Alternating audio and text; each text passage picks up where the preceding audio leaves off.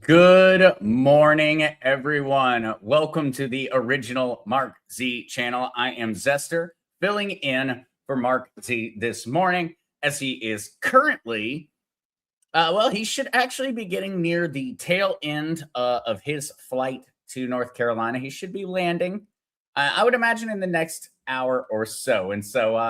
I will be joining everyone for today. We're going to, of course, get to hang out with the one and only Mr. C. I've got my whole setup ready. I've got a candle ready to the side to balance the phone on next to the microphone. We're all set up on that side with our rudimentary solution. And then, of course, we'll get to chat with Matt and Lucas after that. I will warn everyone, the signal that we're about to chat with Matt and Lucas is going to be me singing happy birthday to everyone out there. So, guys, please do be throwing your names in, all the birthdays that today or this weekend, etc. But I will warn you, got a particularly scratchy throat. So when you do hear the sound of what may be somewhat a suffering animal as I try to sing happy birthday later this morning, you'll know that that is the cue for Matt and Lucas joining. Darren, is Mark okay? Absolutely is. He is about to be landing back in North Carolina. I think he's going to deeply regret it considering the temperature and the weather, but he's in the process of getting things moved down here that just have never moved down here. At this point, there's just a lot of stuff sitting in North Carolina that was never really finished or figured out. And so he's in that process of trying to, wrap up life in North Carolina, or wrap up some of those things from back then. So he's going to be throwing trash out, sorting through personal items, deciding what all he needs. But yes, Patriot, we absolutely will have Mr. C today. Matter of fact, I believe Mr. C is actually hanging out and listening in chat right now. We're going to go through some of the news articles of the day, and then we're going to jump straight in to chatting with Mr. C. I have a few different things to cover in terms of articles.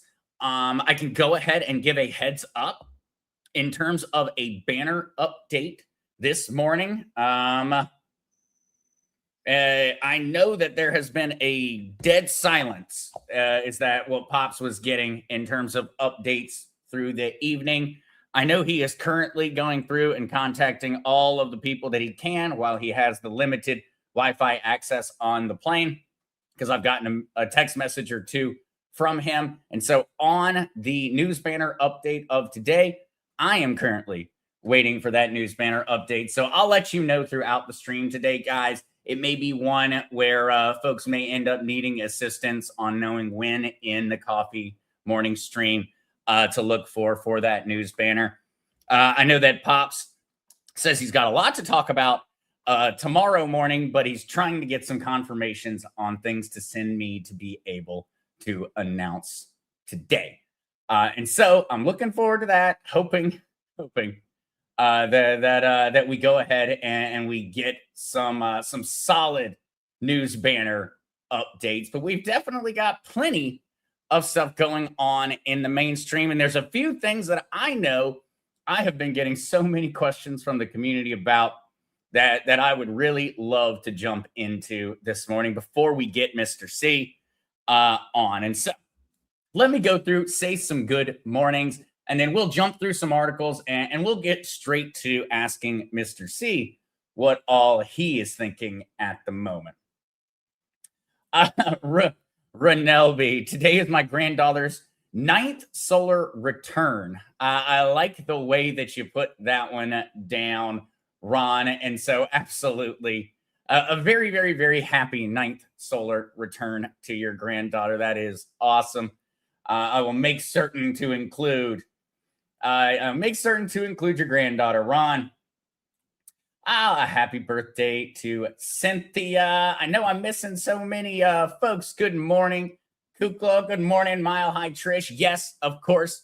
Please do remember Everything inside of the show is for educational entertainment purposes. Please do consult with financial, medical, etc.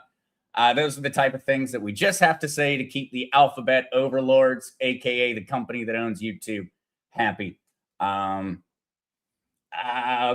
morning. Good morning to TP Get Me. Good morning to Flying Squirrel and Sluggo. Good morning, Captain Peggy. Good morning, Robert. Good morning, Patriot. I hope everyone has had an awesome week. It's been crazy.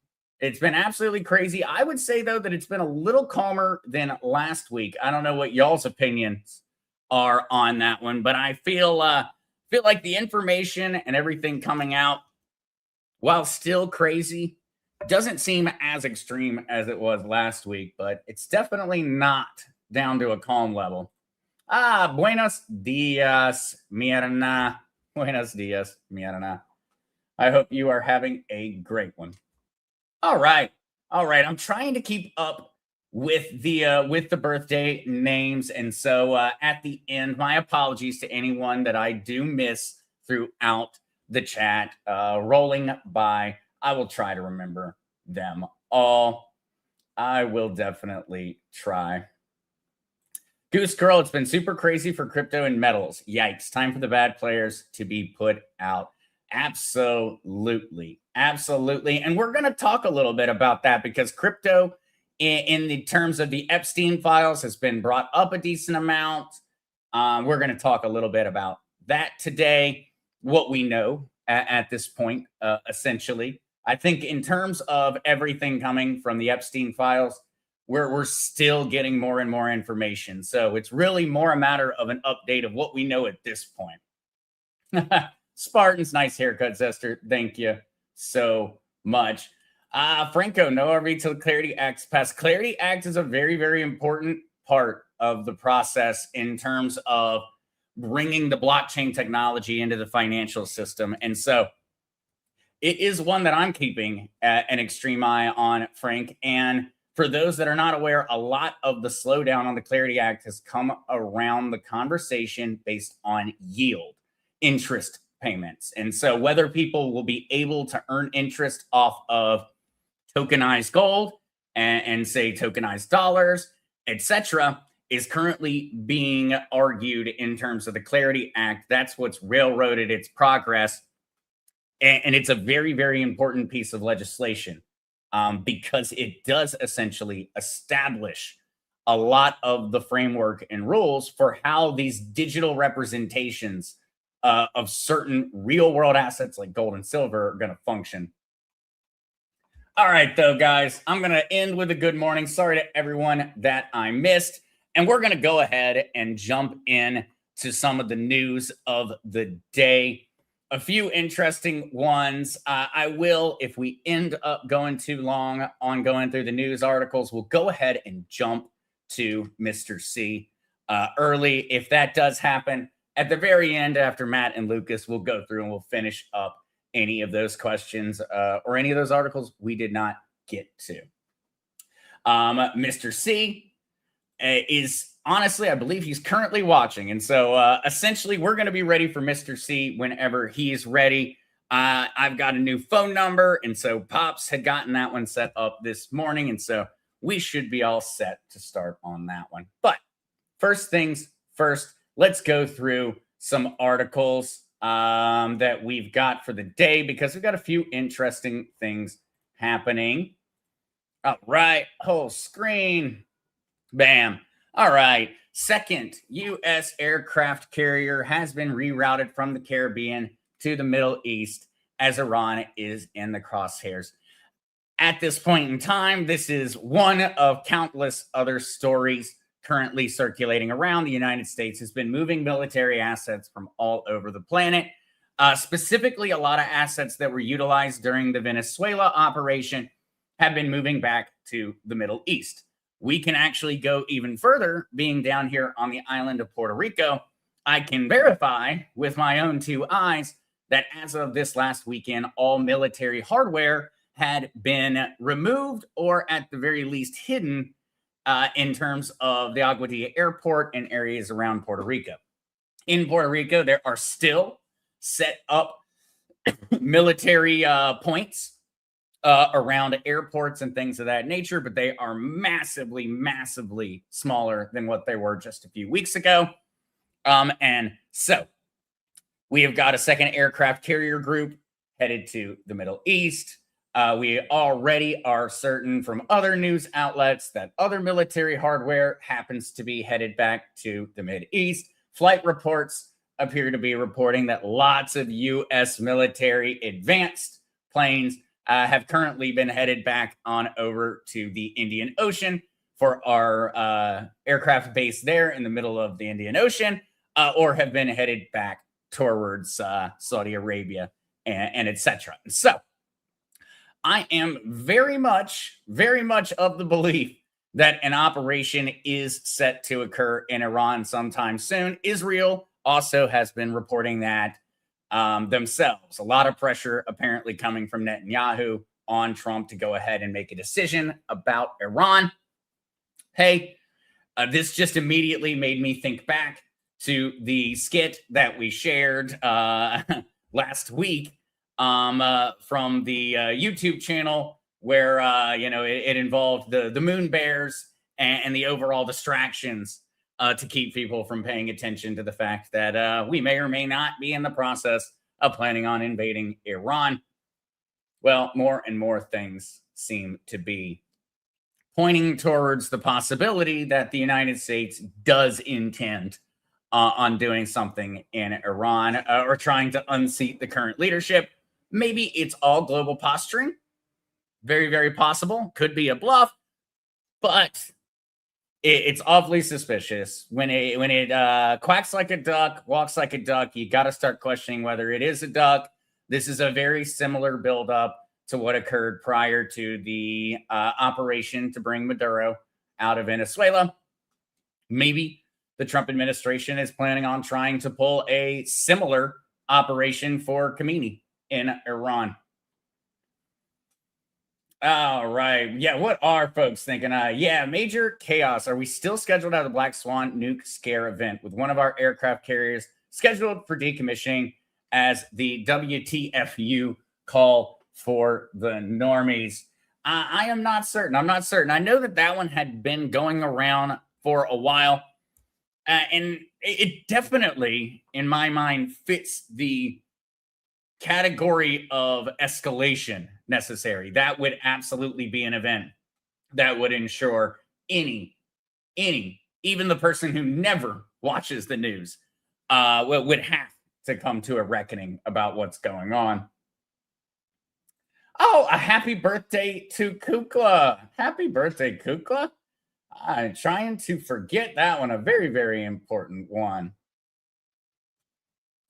Pat, Karen, banks are now suing you for credit card debt. Will you still owe the debt after the RV? Pat, I'm going to save that question for Mr. C. I know the answer, but I'm going to save it for Mr. C because he does the best job of answering those. And the reason I know the answer is because of him. And so make certain that I remember that one for as soon as Mr. C jumps in. Yes, Jabril, we got to save those moon bears. We've absolutely got to save those moon bears. All right. What else do we got? As expected, we continue to be dealing with an extreme spate of domestic terrorism. And unhinged, I think, is actually a fairly nice way of describing the lady's actions. Unhinged woman tries to burn down a rumored ICE building. We live inside of very much an echo chamber. We all live inside of separate echo chambers, complements of the algorithm, and it's very easy to forget it at times. I know that I was sitting there and I was looking through a friend's Facebook feed, seeing what they were seeing on a regular basis. And 80% of that content that they were receiving was insane anti-ICE propaganda. And that is what's resulting in these types of crazies. It is that echo chamber, and they believe that it is real. And I am certain this will not be the last. All right, moving on to, well, the story that is probably and absolutely is one of the most important stories of maybe all of human history, but absolutely of the time, but is zero fun, in all honesty, to discuss. We did receive more information over the past days in regards to the Epstein files. In particular, Ro Khanna and Thomas Massie released the names of 6 very, very powerful people who absolutely should never have been redacted from the Epstein files. They are co-conspirators, and in no form or fashion are they victims of this situation. And so, who are these 6 men that were referenced? This is just the tip of the iceberg. This was for around a 2-hour time period that Thomas Massie and Ro Khanna had the opportunity to look through these files. And well, 6 names managed to come out of that very, very fast. And well, one of them just so happens to be Leslie Wexner, the billionaire retail magnate and also known as the founder of Victoria's Secret. Founder of Victoria's Secret, I believe Abercrombie and Fitch, a variety of other clothing brands that are targeted for teenagers and children, outside of just the Victoria's Secret brand name. Beyond that, it also included Sultan Ahmed bin Sulayem, CEO of DP World and an Emirati billionaire business person. 4 others named include Nicola Caputo, Salvatore Nuara, Zarub Mikhaladze, and Leonid Leonov. More and more and more names. Bath and Body Works. I think someone just threw out there. Yep, Bath and Body Works was another one that Mr. Leslie here was a founder of. And so an absolute shock against all of the claims that there were not co-conspirators. I know anybody with half a brain and the ability to read was already very well aware that there were far more co-conspirators than just Jeffrey Epstein and Ghislaine themselves. But we have had countless politicians tell us that there weren't. And as we continue to receive more and more documents, it becomes extremely apparent that there absolutely were countless co-conspirators. And it's something that is very frustrating right now. And I think that as Americans, we should all be angry about this. If you look in the UK, they are planning on holding Prince Andrew accountable to some degree. If you look across other countries, there are currently people who have been listed in the Epstein files who are under prosecution. Whether that ends up resulting in justice being achieved, I have no idea, and I have my doubts. But we are seeing a very different response to these Epstein files across the planet than we are seeing in the United States, and it's frustrating. Particularly frustrating. We are seeing resignations on account of it. Prince Andrew has, of course, lost he's no longer a prince on account of it, as that title was removed by the king. And at this point in time, there is actually a possibility that a member of British monarchy may stand trial. So this is something that's very frustrating to see in the United States, where we are not seeing these people stand trial. And absolutely, we've got to hope with more and more of this information coming out that maybe that's going to change, and we are going to start seeing folks on the U.S. side of the pond that are a part of this and very obviously were co-conspirators actually have to at least answer for some of their crimes. Some of them. Booger has the B-Day on the 19th. That's a good heads up. That's a good heads up. Oh, Oh, Jim Manuel. Maybe a dumb question. No, not a dumb question at all. But where do we find the files? Actually, that would be a great thing to just go through real quick and show everybody. And so you are going to be going to justice.gov on this one. And so I'm going to go ahead. I got that one up. It is literally just www.justice.gov/Epstein. U.S. Department of Justice website. You're going to click that you're not a robot. Having clicked that you're not a robot, you are then going to be able to start going through the documents. I'm going to post the link to the justice.gov in the chat right now, just for all those that do want to have the ability to access it. The files inside of this have regularly been changing. And some files are removed, some files are added. I would say there are other independent journalists and tech guys who are maintaining up-to-date databases that do not include any of the removals. And so I do have links and things of that nature to the databases that have not had any of the documents removed as well. But ultimately, 99.9% of the documents are available directly through justice.gov. Unfortunately, there have been far too many files that have been removed from justice.gov throughout this process. Mika Elohim hasn't been a royal family in decades now. Yeah, very true. All right. Oh, May 20th. Kukla. Zester, not my birthday. It's May 20th. Kukla, I had a feeling that I hadn't missed that one up, but I saw a buttload of people wishing you happy birthday, and so it threw me off. Kukla, I was assuming that I had just forgot something. I was just assuming. All right, let's go for a few more articles, one more article or two, and then let's go ahead and jump to Mr. C this morning.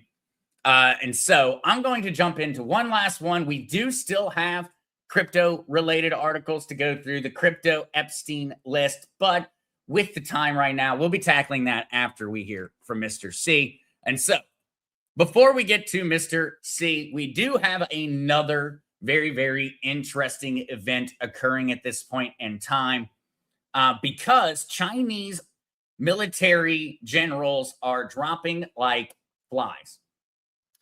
We don't know where they're going. We don't know what's happening to them. We know that according to the PLA, that is the People's Liberation Army, the Communist Party of China, led by Xi Jinping, or if you want to piss him off, tell him he looks like Winnie the Pooh. And all they're saying is that it's a corruption crackdown. A massive corruption crackdown is currently going throughout the Communist Party of China and specifically occurring around the military.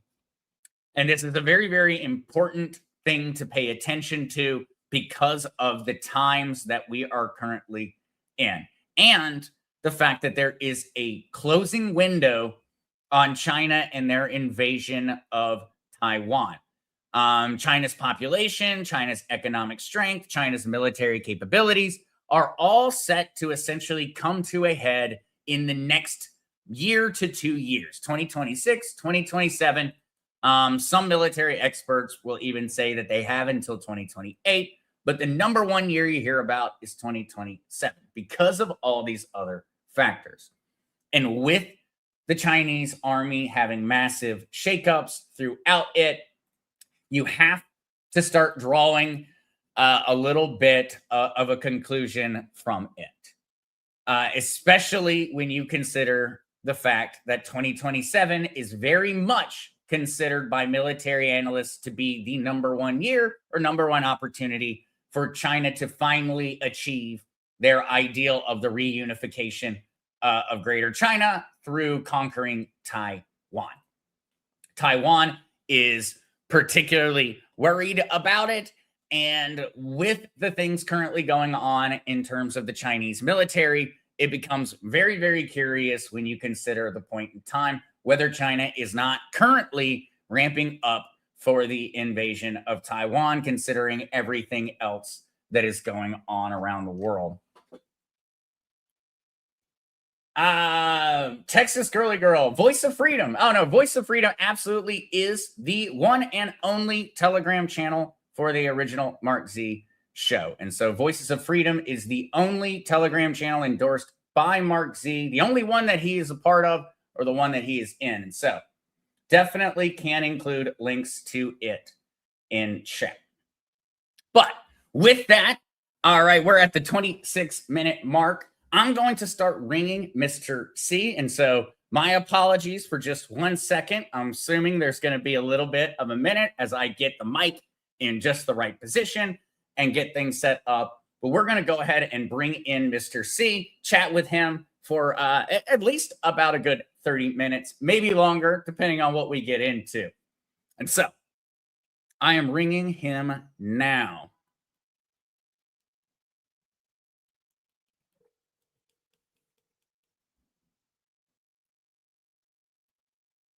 Good morning, Zach. Hey, good morning there, Mr. C. How are you doing today? Pretty good, pretty good. Nice, nice. I'm just checking to see at this point how our mic and audio is coming in. And so I've got you held up close to the mic. Let's see if folks can hear you. Very good. Thank you. It's kind of a crazy week this week, so I'm not surprised if there's a problem. Oh, no. I don't think so. All right. They're saying a little bit louder. Looks like I need to make a few little moves over here. I need to find something else to stack the phone on for a second. And so let's see. Oh, I got a good feeling now. Okay. All right. Yeah, no. So Mr. C, just to check Mike and all of that, maybe we could go back through how you're doing today. I think we've got you in a good position now so that everyone else can join in. Good. A little groggy, but doing okay. Sleep these days is a little tough, and I get tired easily because of the research I'm doing for the book. So it's touch and go every day, but I push forward. Oh, now. No, I know that has got to be tiring. I know it feels like, I don't know if you're experiencing this, Mr. C, but I feel like with everything going on in the world, it's tough to stay focused on the things that, we know are important on an individual level when everyone seems like they're trying to distract us. It's very difficult, especially in the time period that I'm writing about, 2009, just prior to Chris Story being killed. So it's that was in July of 2010. So it's very difficult to go through those notes and relive all that. Oh, I hadn't even thought about it from that perspective. Yeah, the degree of it being personal for you. We at least get to, keep it a little bit arm's length and say, well, we get to either choose whether we dislike or like these people without really knowing them. No, it's really tough when you know them and you know what they're doing to you. Oh, absolutely. And so I know that I had seen a question to go ahead and get us off and rolling on that one earlier. And I'm very sorry to whoever's screen name had asked it, but they were talking about credit card debt going into all of this, and that they were seeing a lot of companies trying to contact folks and trying to get people to pay credit card debt now. What are your thoughts on those credit card payoffs? Would you be trying to make a deal with a credit card company right now to pay it off? No, I would not. The reason is they're worried about losing all that money before the RV. Now, when the RV occurs, all credit card debt, all institutional debt, in fact, all private debt is gone, wiped off the board. So you're debt free totally. So they're just trying to grab what they can because they're broke. I know one that I've been, banks at this point are trying to ban the idea of interest payments through anything digitized. The idea of, they seem to be in a panic position. Banks are finally finally showing their hand and revealing how desperate they are to change where things are going. Exactly. The lack of actual cash in the banking system is starting to really crunch everybody. My wife, she doesn't like the digital system, so she demands cash, and she always has a hard time on Thursdays and Fridays of obtaining money. Mm-hmm. Oh, they're trying to hold it even longer just so they can milk any more dollars that they can out of not their money. Right. Yeah. No. Oh, I see someone, in the same vein, and I feel like this one is kind of all combined, but car payments, debt universally, not just credit card debt, but car loans, things of that nature. Where do you sit on how to handle those things in the right now? Well, right now, I was told by the Interpol guys that all debt on the books goes away. Period. End of story. That's a debt jubilee. But until that time, I would suggest you still make your payments. Mhm. Otherwise, you're going to be in civil court. Yeah. That's the way that I've always looked at it. Ultimately, I've got to play by the rules of now. Prepare for the new rules, but ultimately, there are certain rules of the here and now that it just seems a lot easier to follow. They have the leverage and the power, so be careful. Yeah, exactly. That actually makes me think about something that I have never asked you about, and I'm going to apologize for delaying some of the viewers' questions. But what are your thoughts in regards to that in terms of like sovereign citizens? As we make this move and this transition, there's always been that sovereign citizen movement. Where do you see that sovereign citizen movement going with this? I don't think it's going to go very far. Once the RV occurs, this is a financial war more than anything else, and then it comes down to good versus evil. Once you wrap up all the rats, put them in shackles, do the EBS showing of the perplex, and we go to common law. I just don't see the importance of being a sovereign citizen. At that point, the reason for it goes away. I just have a difficult time with that concept. That one was just the one that it just popped into my mind. Kind of thinking about that whole idea. Not only the idea of essentially owning our financial futures, but owning our personal data, personal information in that one. And so I've got a super chat here from Michelle. Thank you so much for the $5 super chat, Michelle. And Michelle asks, "Hi everyone, and Mr. C, what's your opinion regarding the 1099-A to balance the books and get rid of your bills?" Is that one you've heard a lot about? Actually, no, it's not. I'm not quite sure what that means. I have not seen one. I'm not sure if you can get rid of your bills on that basis, but it'd be interesting to look at. Oh, hey, I so often getting to hear from everybody in the chat and everybody having done so much research, I feel like I end the show and I have to start an entirely new, rabbit hole of learning. Yeah. No, thank you. New things. Yeah, thank you so much, though, Michelle, for those super chats. All right. I'm certain we've got more and more. Yeah, actually, a question in regards to interest rate caps. Elizabeth Cameron here asks, "Are credit cards supposed to be capping credit card interest at 10%? That kind of drags me to the overall question of interest as we move forward.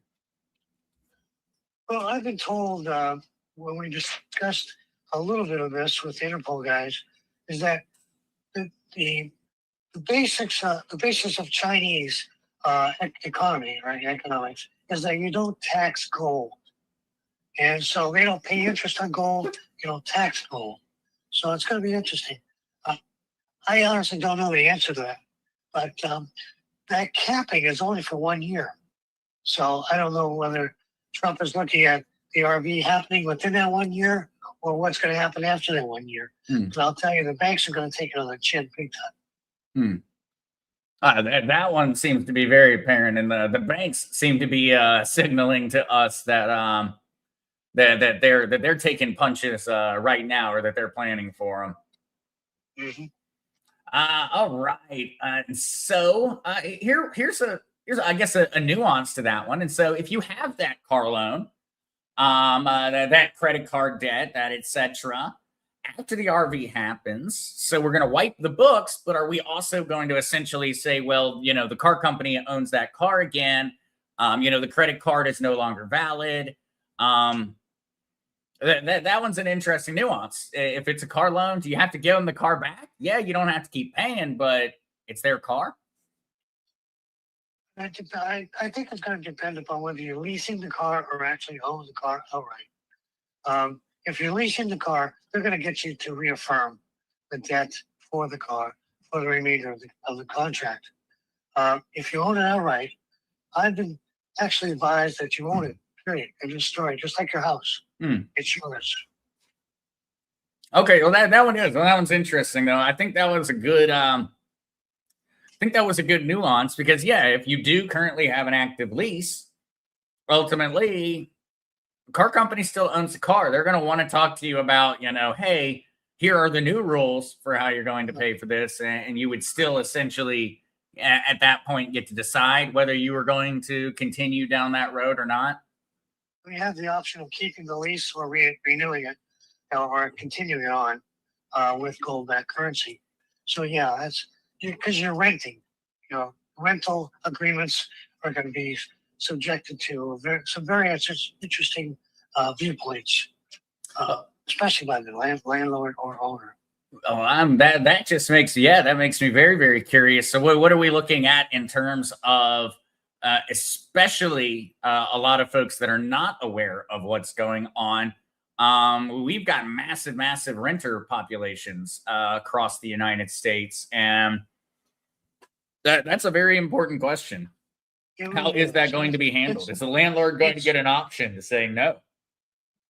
That is a subject area we really did not delve into. So I don't know the answer to that specifically.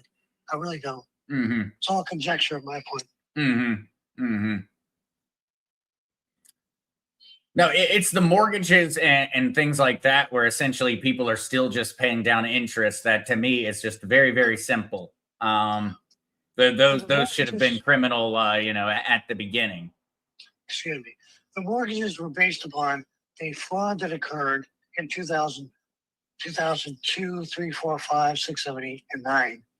Because when they monetized mortgages and resold them many times over, that's when the fraud occurred based upon derivatives. So all of that gets wiped off the boards. All right, I got one from Camino Mike here. Opportunity to clarify. Did Mr. C say that Trump would have to give up his power/seat if the RV happens? Absolutely. He is the head of the corporation. The corporation has to die in order for the RV to occur. That is a requirement. So he's going to have to give up his seat. Do you view that as being something that would be essentially organized or frameworked by the 26th Amendment or 25th Amendment, or would you view that as outside of essentially the presidential succession?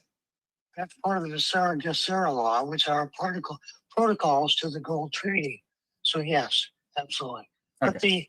But the question that remains unsolved at the moment, and I'm sure somebody has looked at it, whether we go back to the organic Constitution, to 1871, or whether we continue on with some of the amendments that have been made since then, 25th Amendment, etc. It would not surprise me that Trump is going to insist, and with the Gold Treaty, that it goes back to the organic Constitution of 1871, which means he could run again.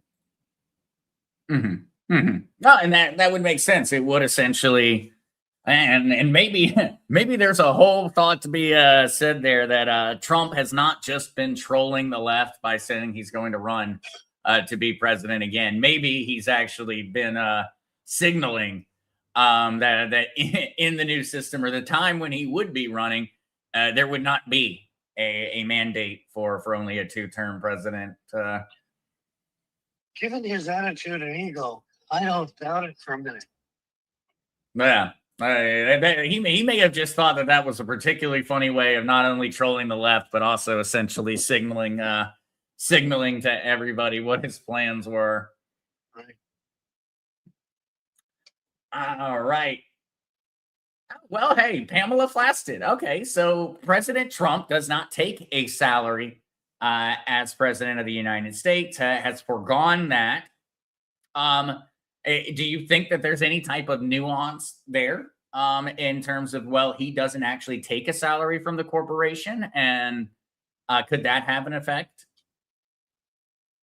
I really am not sure about that. I think, honestly, he's got so much money right now, it just doesn't make sense for him to take money from the taxpayers to do what he enjoys to do, run a company. Wow. Oh, I've got one from a question from excellent gal from Mike. And in particular, Mike's mom is in a reverse mortgage. Will she just get title for the house and in the reverse mortgage? I guess that one kind of gets into that whole nuance that we had just talked about in terms of, a lease versus, where do you see that one landing? A reverse mortgage is borrowing equity against your house that you already paid in. So that's that technically is a loan. So that's going to get reversed or get ended, say it that way. You'll get your mortgage, your title, etc. It'll be free and clear, and that's the end of the story. Okay. And so, you would then, in that mind, because it is the nature of that loan and against the equity, that title would reverse back to the actual owner of the property, in this case, his mom. Yep. Okay. All right. Looking through, Mr. C coming from Wally Lane. Mr. C, do you see the rats here in Washington State getting what's coming soon? Yes, I do. They are in a total position of sedition. And in fact, they've gone well beyond the rules and regs of the Insurrection Act of 1807. So yeah, I do. I believe it's coming. It has to come with the Consera Nacera because that requires martial law. And that's going to happen. Supremacy is, and see, that goes back to the Confederation, the original Confederation, where the states had to come up with a commander in chief, and they had to have a federal organization that superseded a nation, not just states' rights. So yeah, I do believe that that's going to happen. Oh, that's a whole one. Someday we need to just do an entire chat about the Articles of Confederation. That is a very much overlooked period of U.S. history. It was fascinating. Yeah. Oh, absolutely, absolutely, and it's so much of it is alluded to in essentially what they educate us on. They tell you to go through and read the Federalist Papers. They tell you to do those things, but it's always excerpts. I feel like that is just definitely a point in history where they are very, very, very big fans of glossing over a lot of details. And the more you know, the more dangerous you are. Mm-hmm. Well, that is. I think that a government is probably more afraid of an educated and intelligent populace than even an armed one. That was just the subject of a conversation I had yesterday, in that there are very few of us, just a couple of us actually left alive, who know actually what took place for 35, 36 years or more, in fact, or more. And they're very interested in what we do, what we say. So as they refer to it, our phones are hot. People are listening. Absolutely. People are listening.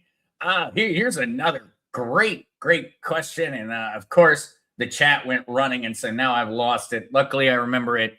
What about illegal immigration? How in Nasara Jasara, How is that going to work? The different statuses of people across the world, from being green card holders in the United States to being a permanent citizen to being just flat out illegal. How is that going to be handled? Because a lot of the conversation where a lot of these decisions were made were in a period where a lot of the developed nations weren't experiencing this immigration crisis. Well, technically, the immigration crisis that we've gone through and are going through is nothing more than a subversion to destroy the United States of America.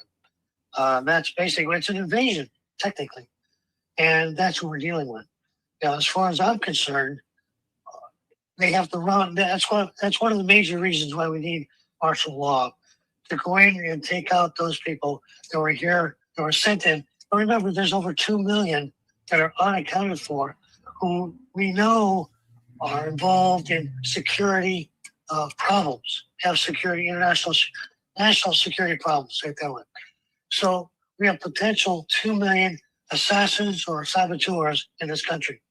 And they have to be dealt with. So I think that's going to have to be done during the martial law status of the 180 days. Do you feel like that's why the Trump administration is willing to push so hard on this ICE enforcement now? Besides winning political points, we the American people voted for this, and it's what we wanted. We wanted it to be far more serious than what a lot of the politicians, for some reason, wanted to represent it as. But do you think that is essentially a workup process? Is that preparation, laying the ground floor? What are your thoughts on that one, and how hard it's being pushed at the moment? I think one really has to look at the articles put out by the Promethean group, because they're on target. This is an organized operation to destroy us from within. Now, this is what we did with the Soviet Union and various other communist countries. That's what the CIA was really known for. So I believe that this effort to cleanse the United States of this foreign invasion is necessary and required to calm down the crime scenario and to actually set the scales correct around the world. Because we're not the only country suffering through this. Yeah. This is very much like the Mongol horde coming in from the Chinese Mongolia area under Genghis Khan and trying to disrupt the world. And they failed at the last minute, only because Genghis Khan died. Because we're at that point right now, at the tipping point. We're going to succeed or not. I think Trump is going to make sure we succeed in destroying that invasion.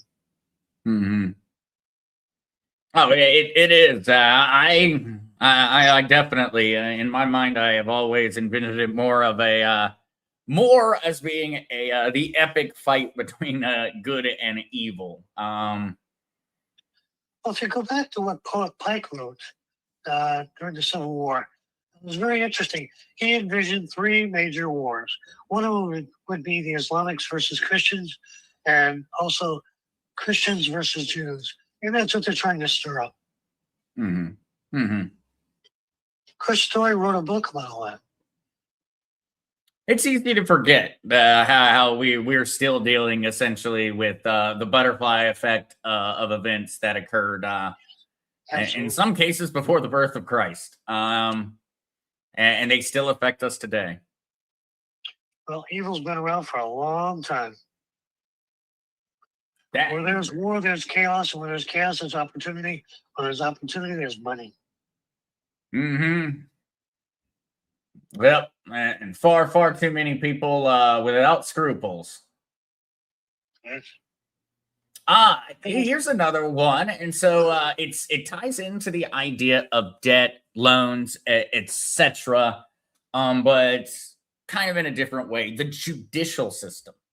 What about ongoing lawsuits, ongoing cases?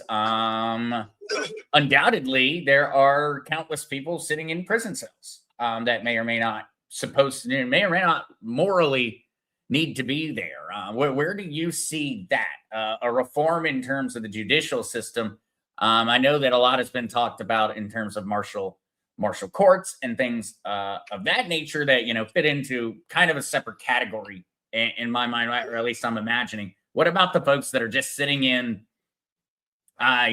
sitting inside of cases in regards to debt, actively fighting against government overreach, things of that nature? Well, again, we go back to the organic constitution, where it declared that anybody who had been admitted to the BAR from London was going to be excluded from holding office. And I think that's going to be implemented under common law. I really do. That is one area where we never really separated from the English courts. We're still under admiralty law, and I think in my own personal experience before the federal judges and other judges, I found that it was more swayed by politics than it was by the law. Stare decisis is important, but I'll tell you, we've got a clean house. And in the organic constitution, the Supreme Court is the only court that is recognized as the court. The other courts that we have, the federal district courts, were made by law through Congress after the 1871, what do I call it, commoditization of the American. So it's going to be interesting to see what happens. But I do believe there'll be a day of reckoning. That one is very, very interesting. I had never really never really had a true appreciation of the foundation of our legal system until living in Puerto Rico and seeing the difference when you try to merge English common law with Spanish law from the time of the Spanish Empire. And that's when you suddenly realize just how much we have been influenced on a legal aspect from our past. It's the oddest thing that you don't realize until you look at a country or you experience a legal system that is not based off of English common law. Yeah, I agree. It's a very, very odd one. I've had many, many conversations down here on the island in terms of that one, and they honestly are impossible to even merge together. At least I know when you look at Napoleonic, Spanish, and English common law, you can't even bring these together. They oppose each other. Common law is based on equity. Mm-hmm. If you suffer a loss, you're going to get equity back as far as retribution. See it that way, or payment in kind. See it, but admiralty law is based upon laws. Who's responsible for a loss? That goes back to maritime, which goes way back to I forget when the Lloyd's of London was created, but basically it was just they wanted to make sure they spread the risk around, which is the basic establishment for insurance. Spread the risk. Common law is very different. It's based upon if I harm you, you get the right to get paid back in the form that you wish. No. Well, hey, here we go. Bob Stoner here says, Mr. C, do you follow the economic statements of Martin Armstrong? No, I don't. I don't know who he is. All right. I've seen a few people ask that. I'll have to look up and see some of that. I'm curious whether I haven't read him before and just forgotten the name, or if that's a new one for me. These days, it's very difficult for me to jump out of the bubble of writing the book and going through all that to running down other rabbit holes. I just really don't have the time. Oh, then nowadays there's so many rabbit holes. It feels more like playing whack-a-mole. Absolutely. Yeah. Oh, yeah. Well, DJ Timner here just said, just had a thought. It would be fascinating to sit in on a conversation between you and the folks behind Promethean Action, the ladies behind Promethean. It certainly would be. I'm fascinated by their view and their take.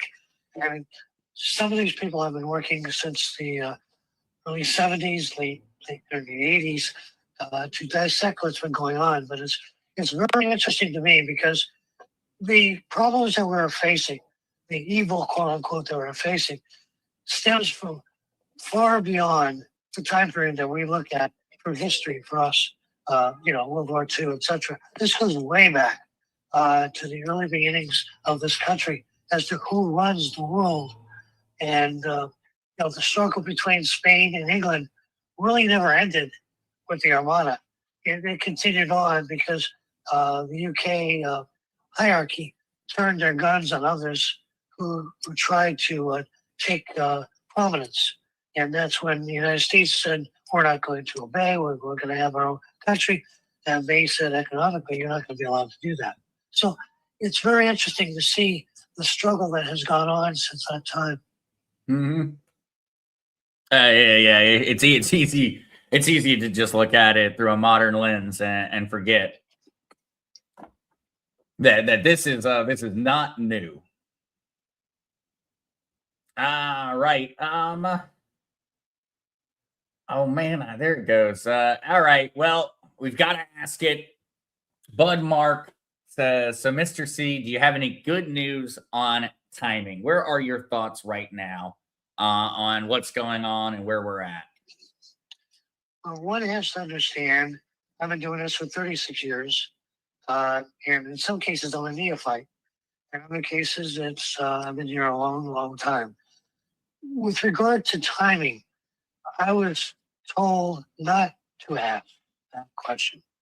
And it's very interesting to me because we've been told, Martin, your father and I have been told for many, many years, today, tomorrow, tonight, whatever. In fact, that's part of the real problem writing this book, because it seems like every week we go through 10 different variations of timing as to when it's going to happen. And this goes back to 2005, 6, 7, 8, all the way through. Do I think it's soon? Yes. Do I say it's tomorrow? No, I don't. I don't see enough of the pieces fitting in the puzzle yet. They're very, very close. Again, to me, Ukraine is the answer. The narco-terrorist is the answer. And the Iran is the answer. The three of them are of the same nature. Who's going to control the world? By threats, by terror, etc. And I think it's coming down to the point where the pieces are there. They just have to be put in the slots. And I think a lot has to do with the demolition of this Committee of 300. And that's what we're seeing in the UK. Mm-hmm. Mm-hmm. That does. That makes me think about something I talked about before we started chatting today. With the Epstein files, the disclosures, information on that side, it seems like it's being taken far more seriously in the UK and in certain countries than it is here. They seem to be in more of a hurry to deal with some of their rats. They chopped down the oak tree under which the Magna Carta was supposedly signed. And if you look at Canadian law, that's what it's about. The Magna Carta. And they just realized, I believe, in the UK, just how bad the situation has become, because British citizens, real British citizens, are being thrown on the streets for those who have immigrated. Mm-hmm. So their freedoms have gone. They're locking up people for what they say on the internet, which is crazy. And therefore, what they fought for with the Magna Carta is gone. And they need to fight extremely hard. They need their own revolution, which is what they had during the Magna Carta and the fight against John and his enclave. So they need to do that again. So yeah, I'm real pleased about that. But it is interesting that once that is broken, once they resolve and get their rights back, then we're going to see a massive ripple around the world. Mm-hmm. Mm-hmm. And so again, and you laid that one out. You laid out three different things that you are keeping an eye on in terms of catalyzing events. But of course, what is that number one catalyzing event for you at this point in time with everything going on?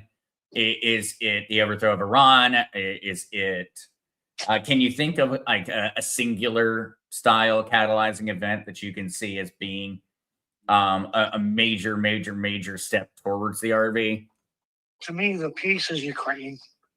They're fighting the original Nazis. And I do mean that original Nazis, because that is part of the DVD. And Chris goes into this quite a bit. And when I first met Chris, he started talking about the DVD. And I said, man, you talk about that in the States, you're nuts. That's crazy. But over time, I began to see what he was really talking about. Those people who had the philosophy of the Nazi, the Third Reich, the Fourth Reich, did not die out. It's still there. The kernel is still there. The emphasis is still there. Now it's deeply embedded in Switzerland, in the caves, in the mountains. And that's what's got to be dealt with. And that is a continuing warfare scenario. In Ukraine, it is imperative that we end that war and round up all the Nazis. At that point, we're going to see massive change in attitude around the world. And the rest of them will be cleaned up with the ripple effect. Oh, I think for all those out there that we're not aware of just how much evil still exists in the world, that all of the Epstein files and everything recently have made it very, very clear to us. And I hope to the vast majority of folks that are awake that evil very much still exists. Very, very much so. We try to, I think we often think back to those time periods and we say, things like what you're mentioning, that, the Third Reich has fallen, Nazism is a dead part of the past. No, evil is not going to be eliminated after the RV. That's some people are just saying that we're going to go into new age. Well, that may be true, but human beings are human beings. We all have a dark side. And that's something we have to monitor with transparency. And I keep going back to source of funds, use of funds, transparency, rule of law. That is what this is about. It sounds like in the whole debate between that philosophers like to have, do you have a worldview more in line with a Thomas Hobbes or a John Locke? It sounds like you are very much leaning towards a Hobbesian viewpoint on that. Human beings in a state of nature are nasty, brutish, and live short lives. Well, I wouldn't say nasty. We have good sides. Yeah, but you have to be careful. We all could stand oversight. That's why I got in the fight with Leo about oversight of money, because they knew the source of funds. They knew what they wanted to do to help destroy the world. To me, I wanted oversight because it's not my money. When I get paid, it's my money. That's different. And but there still has to be oversight to make sure that we don't step over the line. For example, senior actively recruited through the dictators of South America and financed death squads. That's something we really have to watch. Have to be careful of. You can't have that.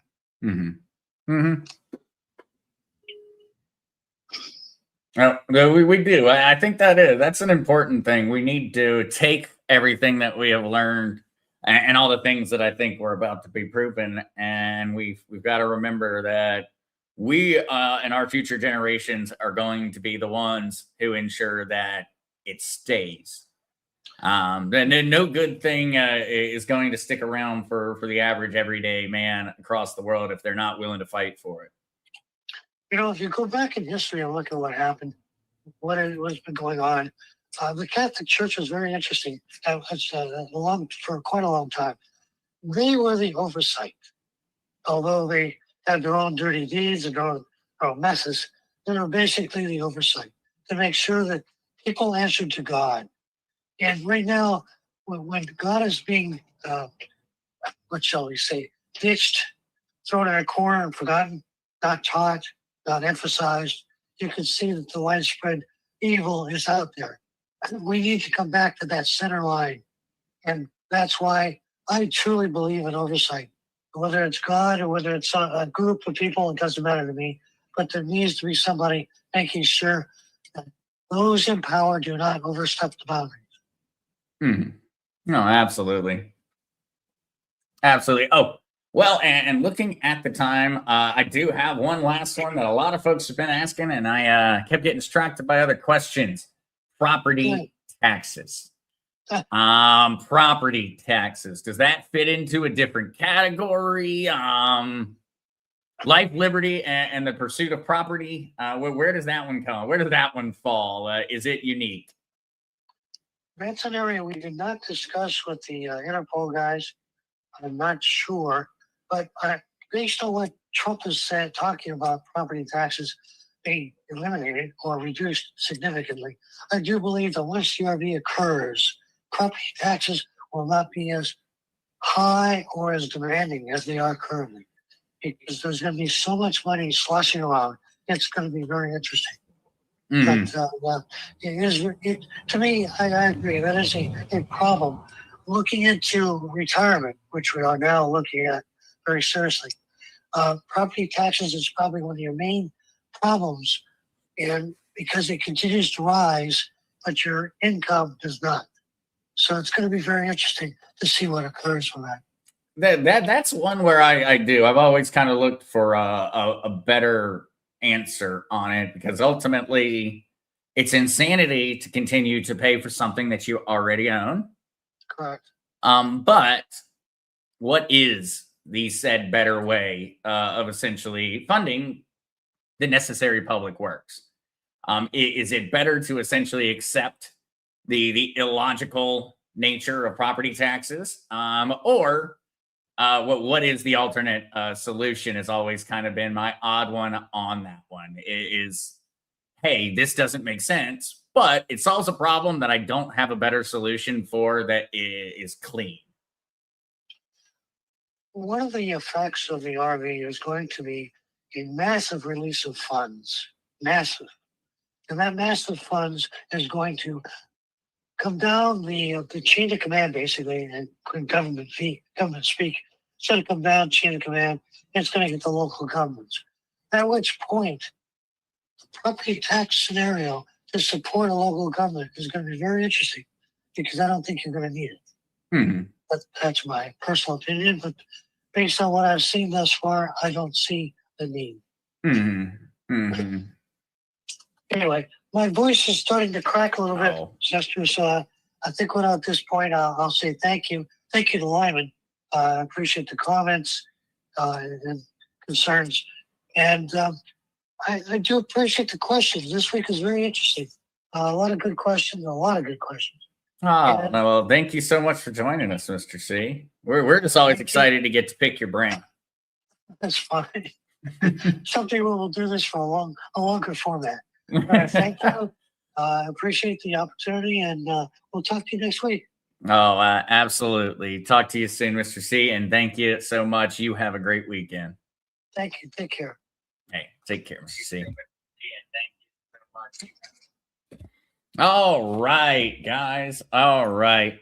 There was a few questions popped into my mind that I had never thought to ask Mr. C when I've always gotten those chances. And so I definitely enjoyed that one. I hope we got through most of folks' questions that they had for Mr. C. Of course, he'll be back again next Friday to be chatting again.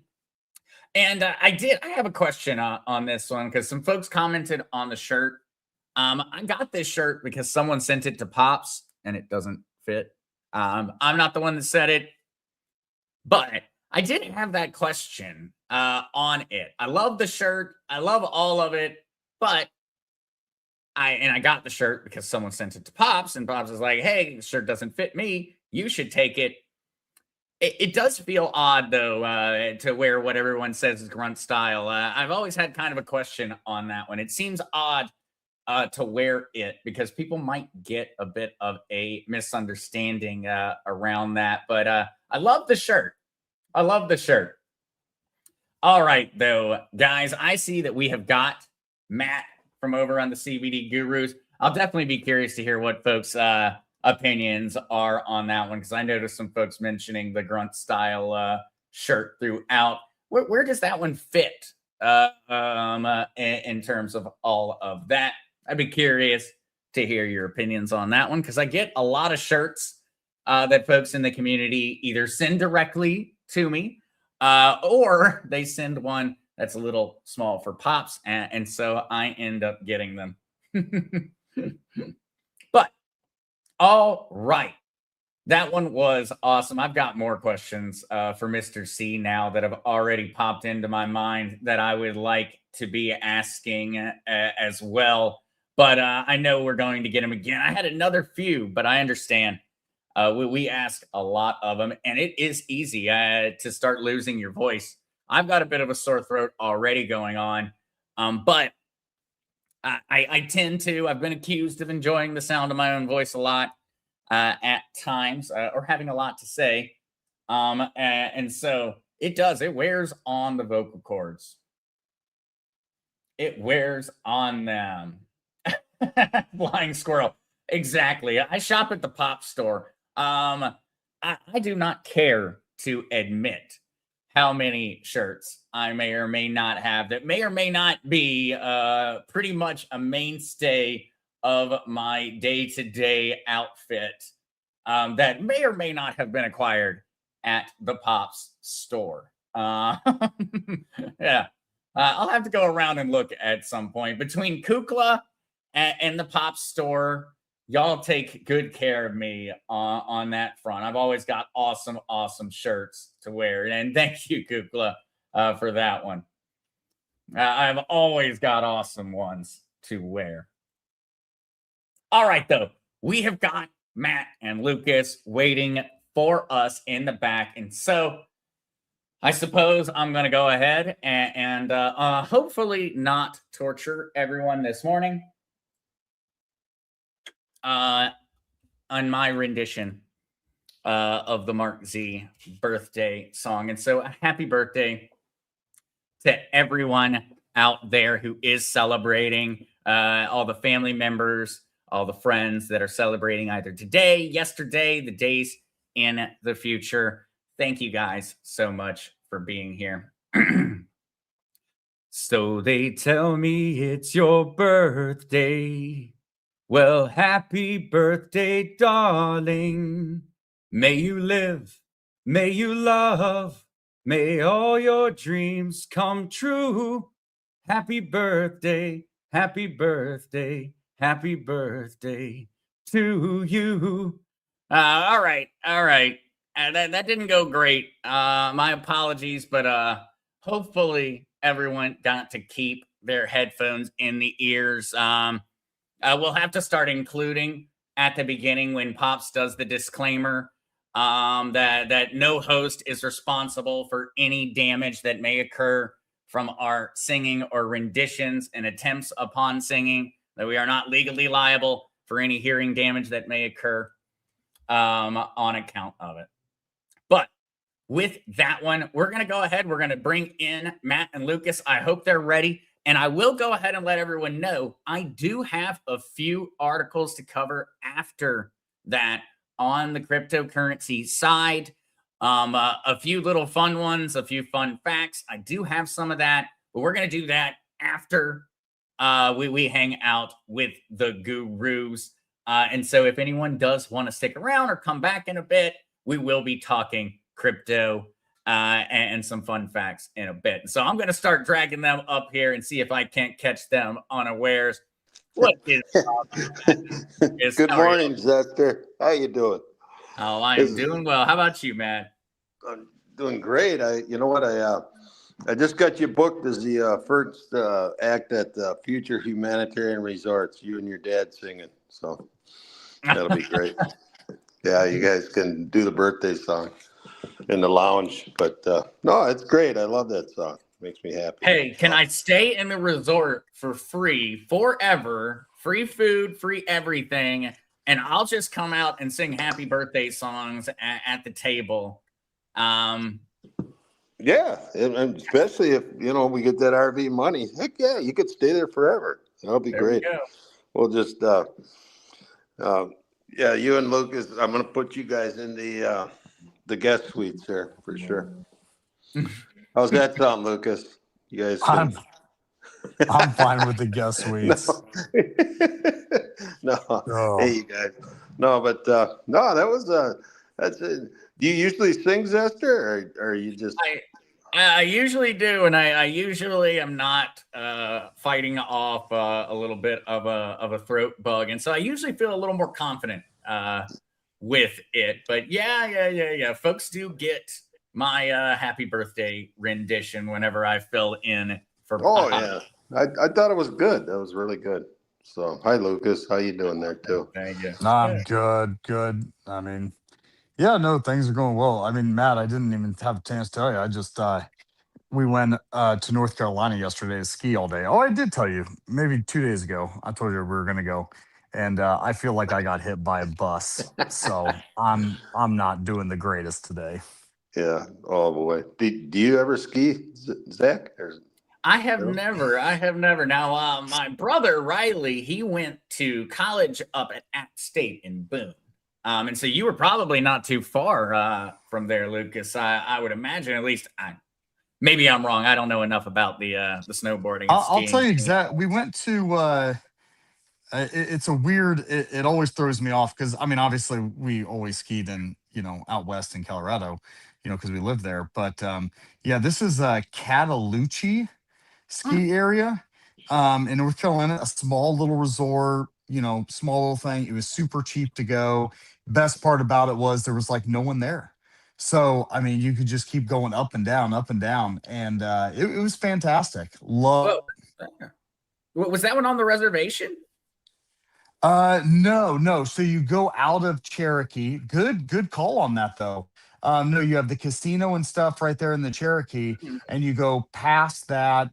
It's a pretty good ways past it, and it's out of the reservation. Like you just get out of the reservation, and maybe you're driving out another 10, 15 minutes, and it's right there. Oh, very, very cool. Very cool. I used to work with a guy who was half Cherokee, Dale. Okay.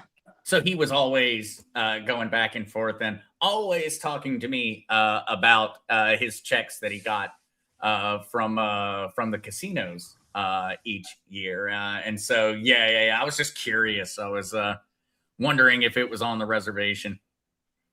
No, it's not on the reservation. But I'll tell you, that reservation, and like we drove downtown and ate on the reservation. And the museum there, the Cherokee Museum, like that town is awesome. Such a cool town. Anyway, but yeah, it was a pretty cool area. Oh, next time you go there, actually, I know a person from down here on the island. She is working at a casino up there. They do like 6 months working at the Harris Casino. So next time you're up there, you'll have to go by and say hello to Monica. She'd be ecstatic. I would do that, definitely. But all right. Me too. No. All right. Will you go with me, Matt? Will you go to the casino with me? Yeah. I'll bring all my cousins too. They'll be right at home. So no, I'm not going to go with you. What? Why? Because I'm going to bring a bunch of Indians or what? Come on. But no. Hey, so yeah, the Indian casinos, yeah, they're awesome. I know we definitely got off track. I'm sorry, Matt. Yeah, and I know it's all right. and we don't have a ton of time on Friday. I assisted in that one, and I didn't mean to. So let's get back on track. Okay. Yeah. You know what? I got some really cool specials here. I'll tell everybody how to get in the site, and then I'll just tell you about the specials. We got some real dynamite deals here today. And so to get into the site, you guys, you go to the CBDGurus.com, THECBDGURUS.com.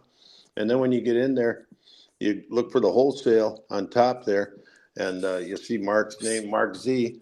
And then you just hit that, and then you'll be in the specials, automatic specials. And so then I'll let you know about the specials here. They started yesterday in the afternoon. Any order today gets 10 million Bolivar. We got many items in there. It's 2 for 1 price. It's not 2 for 1, but it's 2 for a low price. And one of the items you could save up to $70 on it. That would be the, let's see, 2 of the 14,000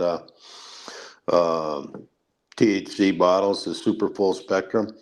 And Yeah, so right now we have 2 of those at 120, but I'll tell you about all the specials here too. And then we also have some with currency on them. But our first special, you guys, is it's our new matrix mushroom with the turmeric and black pepper added. And I really like that one. And was that my idea? Or was that your idea, Lucas? Oh, 100% your idea. I couldn't have came up with that in a million years. I'm just kidding, you guys. It was his idea for sure. But you know what? That turmeric and black pepper, man, it's good for the inflammation. Plus, for me, I think it doesn't. It thins my blood a little bit there. The black pepper. What else did that black pepper do, Lucas? It really helps activate the turmeric. So Oh, it's okay. really good for the immunity aspect, and it really helps the efficacy of the turmeric get into your blood.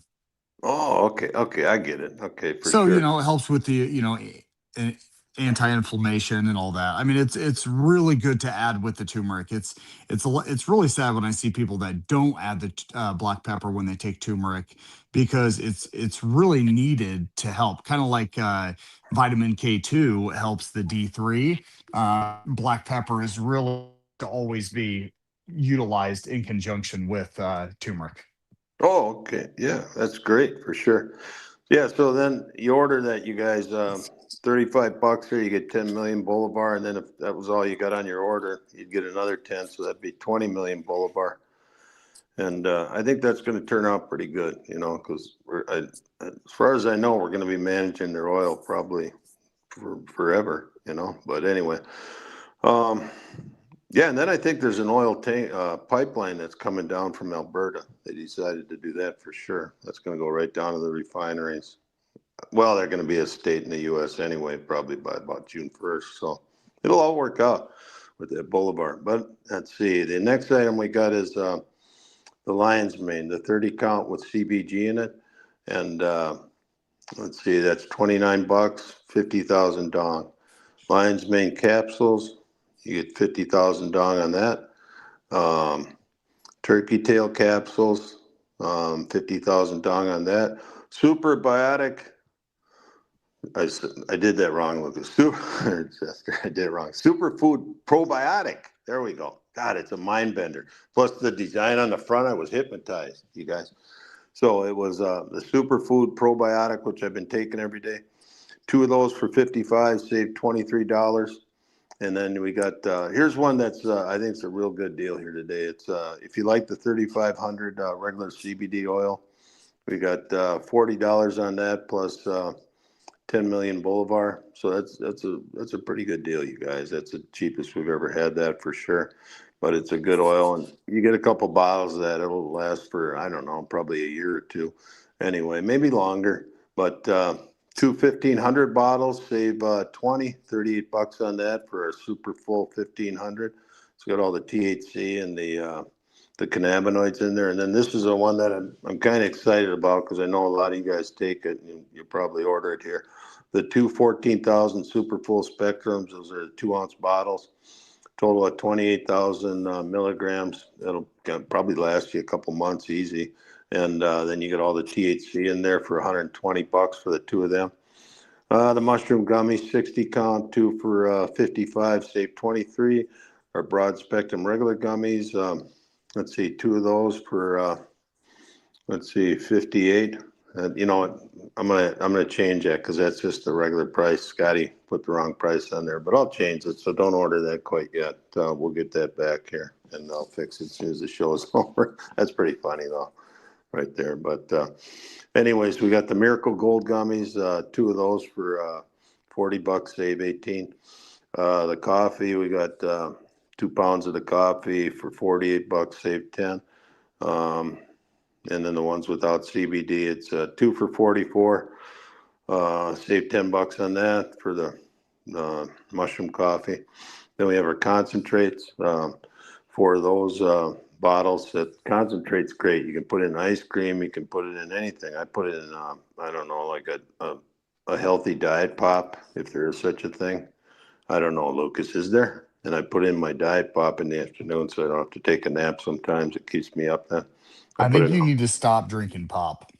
Okay, well, it's stevia pop. So anyways, I'm trying to go low cal with the energy deal, instead of the energy drink. But I'm sure it's a disaster for me health wise. But I do feel good on it. I really do.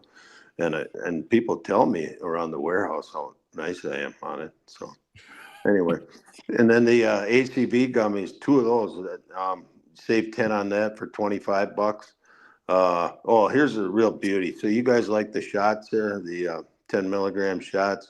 We got a special on those today, 5 for $11. Guru's Choice on them. We got 2 flavors left, and then right down the line. Oh, there's our raspberry gummies, 120 count there for $85 if you like the raspberry gummies. And we got other stuff in there. Just scroll down and you're all set. And just remember, be healthy, wealthy, and wise. Wealthy, wise, whatever it is. If you're healthy, you can accomplish everything else, right? The CBDGurus.com. There you go. And I didn't even put the code in there. You put in lowercase KR. I was going to say Mark, but it's KRAMCBD when you get into the site. And if you have any questions, call Zester's aunt, Wendy, and she'll answer the phone at 612-412-8343. And it's great, right, guys? Anything to say on that, Lucas or Zester? What do you think? I was just trying to keep up with you as you were labeling and naming out products and things. I was trying to, scroll back up, down. I was just trying to keep up with you. So sorry about that. I kind of got off, maybe a little off course there. But I know we do have a few questions. All right, folks have asked. One in particular seemed like a really good one. I've lost it. Are the specials going to be the same come tomorrow morning? Oh yeah, you bet. Yeah, they're all set. All right, for sure. All right. So, folks, now I saw another one, and is there any worry after taking your mushroom products and then taking a drug test? Dude, take a drug test afterwards? That one was one I know. I know you're good. I know. Yeah, those are not for functional mushrooms. Yeah, we don't have. And we don't have. I don't think we have any of the mushroom products with THC. No, we don't. So. Yeah. Oh yeah, there it is. David Swoop. Greetings. When I use the mushroom products, will I be able to pass the drug test? Yes. Yes. You know what's crazy though, Zester, is I love that a lot of companies now, even if people take THC, and obviously every job is different and how they go about it, but a lot of jobs are getting completely away from even testing for THC. I always felt like there was going to be lawsuits on that one, because how can you argue that they failed that because of an illegal source versus a legal source? Well, I 100% agree. Always didn't make sense. It's like, hey, I'm allowed. This is federally legal to take. I mean, it'd be no different than I guess I could come up with another reason set, but it's like, guys, if it's illegal to take, THC, federally legal in a hemp source, and it's federally legal throughout the entire U.S., they shouldn't be. I mean, that's like them testing for alcohol. I mean, alcohol's a little different because it's out of your system. But let's say they were able to test for trace amounts, right? You drank, a week ago, and they could test you and fire you from that. It's like, no, you can't do that. Yeah. Oh, well, I mean, it's even sillier when you consider the fact that you can eat enough hemp seeds, which are great for you. A great source of fiber. It can honestly be a great dietary supplement. The omega acids, everything. You will fail a drug test if you just decide that you're going to start eating hemp seeds, which do not contain anything. It's not going to do anything to you. You can find them at health stores all over the place, but you eat enough of them. Oh, yeah. You're going to fail a drug test for doing something that is beyond illogical for an employer to be able to fire you for. Yeah, the testing, I think, is absurd. As long as you're at your job and you're doing all right, it shouldn't matter. Yeah. We've got some good ones though. Some folks mods are making certain I don't miss questions. What product is good to lower cholesterol?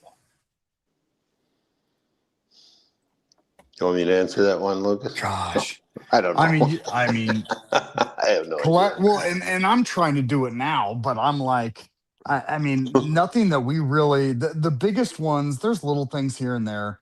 I'm trying to do it right now. I still have probably another couple months before I do another blood work round.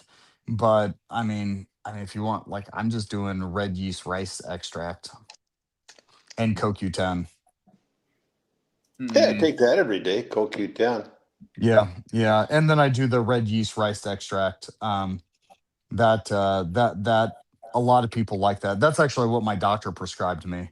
But again, guys, work with your doctor. Um, I'm just not really big on statins.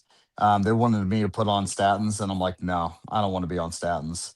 So my doctor worked with me to do this, this regimen. So, but again, you got to work with your doctor and figure out what you guys are both comfortable with. Mm-hmm. Oh, here's the follow-up. How about diabetes type 2? Oh, geez. Well, and the only reason I say that is because it's like, my dad's diabetic. The biggest thing is you just got to stay away from sugar, guys. Get to, again, work with your doctor on all these things. But biggest thing is get away from sugar. Go to more of a, carnivore or, low, obviously, sugar diet. Um, but, uh, but yeah, and that's why we do a lot of these, like say the greens. The greens, the superfood, and the probiotic is a great product to take. Plus, it's sugar free. We use allulose instead of sugar. So the allulose also works for diabetes to help increase your GLP-1 response. So that's actually a really, really great product. Kind of like what is that? What are those shots that they're doing now, Zester, the Wegovy and such? So those are big on the GLP-1 receptor, and allulose also um, encourages your GLP-1 response as well for sugar. So that Mhm. would be a really great product to be able to take. Yeah. Hey, on the low cholesterol deal, now I remember Hmm. why I started taking it 15 years ago, because I was listening to a show at night on this dude George Norrie, and he had a guy on about turmeric, and it was a deal about lowering cholesterol. So yeah, there you go. Now we got a product there, right there, the turmeric and black pepper. There's been studies on it lowering cholesterol. See, Lucas, I knew more than you on that deal. Unbelievable. I'm See, I'm I telling did. you, Yeah, you're I did. you're all over it. I'm just here for the ride. All over it. Now, I'm so smoking. someone made a funny and a good point. Hey, I guess you're at least better off having eaten a lot of hemp seeds and failing the drug test for that, as opposed for having eaten a lot of hoppy seeds, in which case you're about to fail the drug test for heroin. Um, I would agree with you on that one. that one does. That one does. Yeah, yeah, yeah. It is funny with those type of things, though. And particularly funny. Then don't go eating too many. Don't go eating too many seed covered buns. Hey, I'll tell you something about testing. There was about 6 years ago, I knew these guys in a company here in a warehouse situation. They big companies in Denver and here, and the guys were working here, and they're all using THC, but they didn't get tested when they took the test to get the job, and they couldn't find anybody in Colorado for the warehouse jobs that they did that could pass the test. So they shipped about 6 of the guys here. They'd go there and work, go back and forth and work at the place and get overtime and everything else. But they didn't get tested once they started working, and all those guys used THC.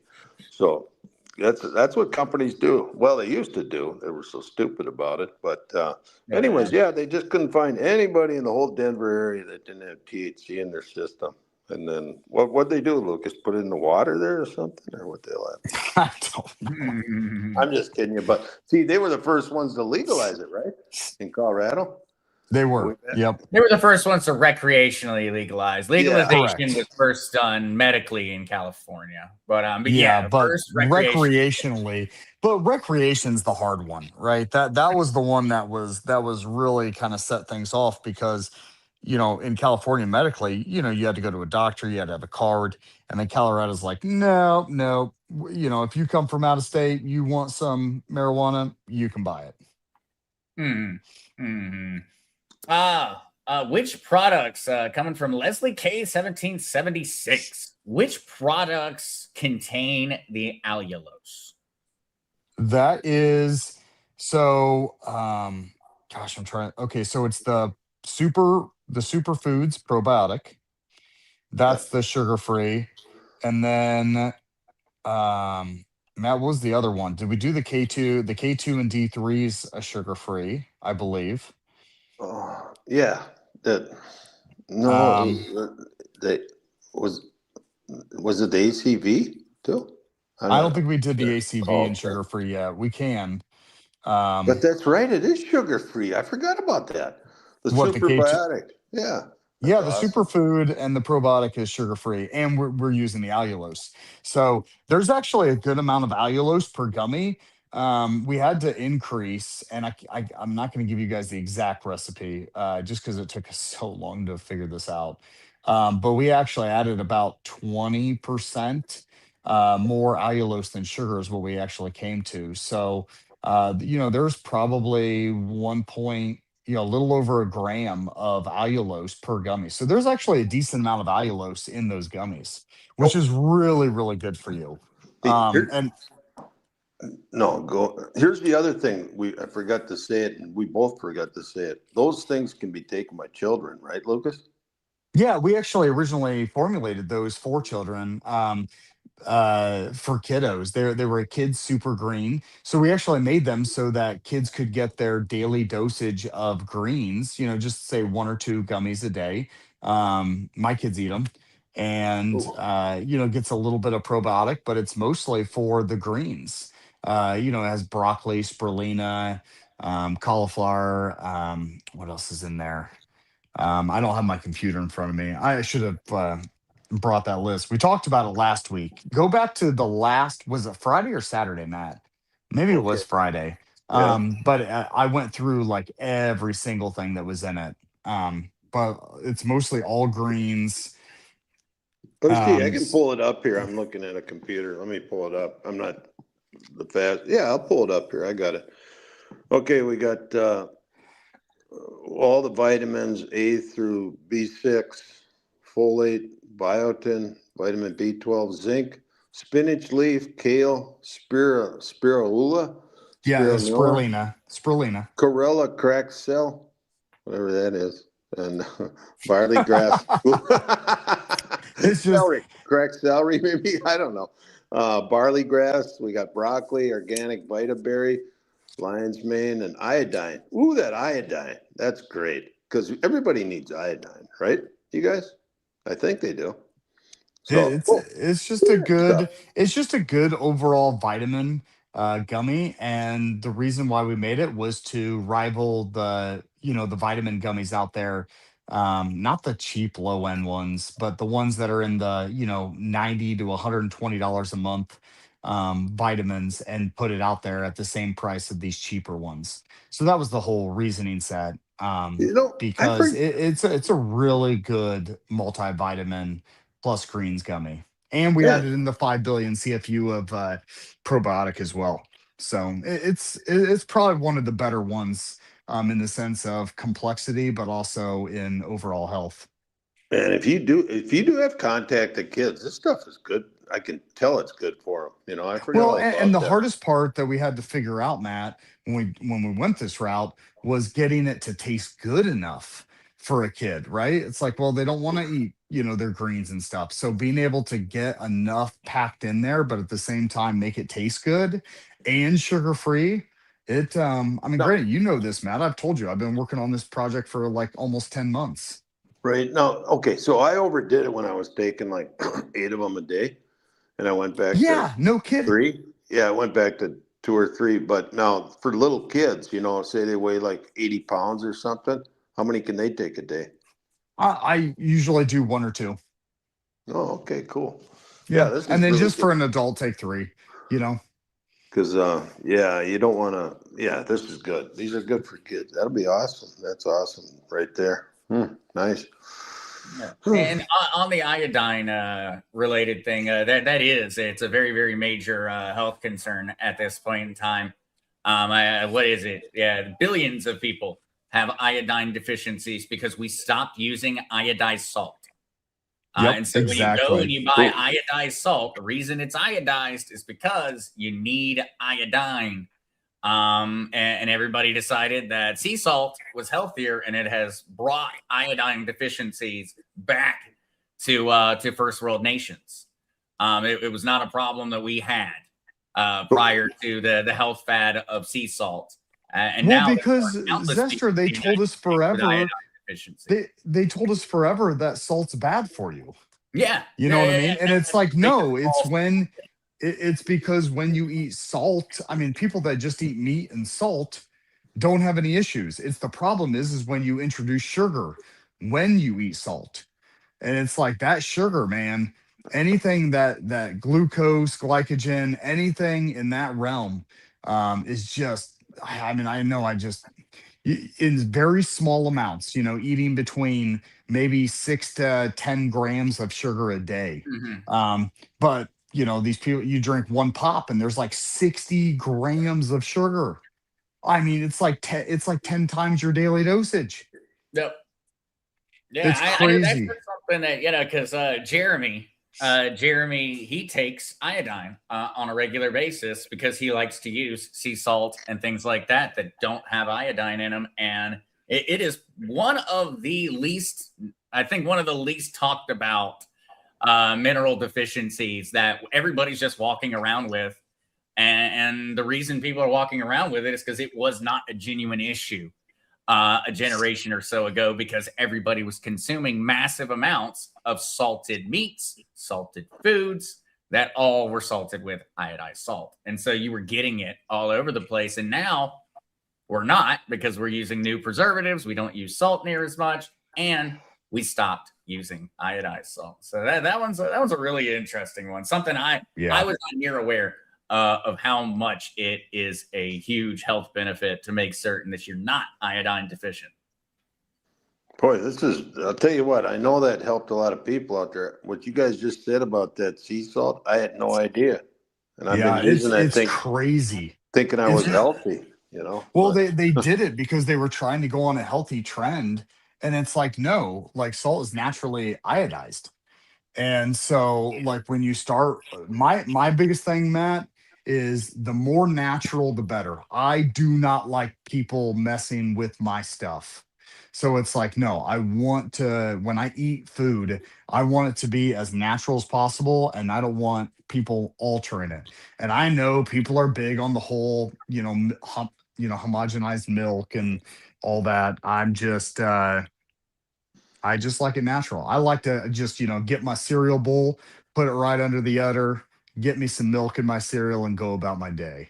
well, Hmm. do you drink goat's milk, Lucas? Well, I'm just kidding. you knew that I raised goats growing up, and yes, we did eat drink goat's milk. Jeez, and I hated it. I absolutely hated it because when you used real goat milk and cow milk too, and you poured it on your cereal, the cream, because it's not separated, it's just, right out. And the cream would stick to your cereal. So you'd have these like white clumps stuck all over your cereal. And as a kid, now as an adult, I don't care. But as a kid, oh gosh, I'm like, come on, can't we just go to the store and buy milk? And my parents were Come like, no, on. why would we buy milk when we have it free? And I'm like, "Ugh." Did you ever put your head down there and squirt it in, Lucas? Yes, I did that. Are you kidding me? I love it. It's weird though, the first time you do it, because it's all warm, you Oh, know? okay. That's cool, man. Oh boy. But anyway, yeah. So, well, you know what? Now that we're in, just a real quick one, the big boar goats. I'm talking the big African boar goats. The meat goats. Yeah, we Mhm. raise boar goats. Okay, so did they have a lot of milk compared to like No, another? Oh, no, okay. they didn't. So, like, we raised two main breeds. We did boar goats for meat, and then we did Nubians. Nubians are more of a milking goat. Okay. So you do more of the you do all your milk out of the Nubians, and then you just raise the boar goats just to eat. Yeah. I had a guy call me on the quail eggs, though. He says, I don't know. He says, those Oh, quail eggs are pretty jeez. good. They're teeny tiny. They're the size of a quarter. I can't wait to have quail all over the Oh place my with all gosh. the eggs. We are definitely falling way too far from the trail on this one. Yeah. Hey Yeah. Zester, it was good talking to you. Have a Yeah. It was great great day. And talking to Thanks, you, Lucas Zester. and Matt. Thank you guys so much for joining. Yeah. And then, yes, tomorrow, I know that there was some confusion on that one. Tomorrow's stream is normal Saturday schedule, just so everybody knows on that one. And so expect to have Mr. Matt and Lucas back tomorrow to ask all the follow-up questions. I know there was some confusion as Kukla was going out. I think that mixed up some days of the week. And so y'all are coming on tomorrow, right? yeah. Yeah, for sure. Cool. So yes, Yep. normal timing tomorrow, hanging out with the gurus. I know Pops has some stuff he's excited to talk about tomorrow. And it looks like I've got one last, I think. I'm trying to find it, Mountain Deep. Mountain Gold.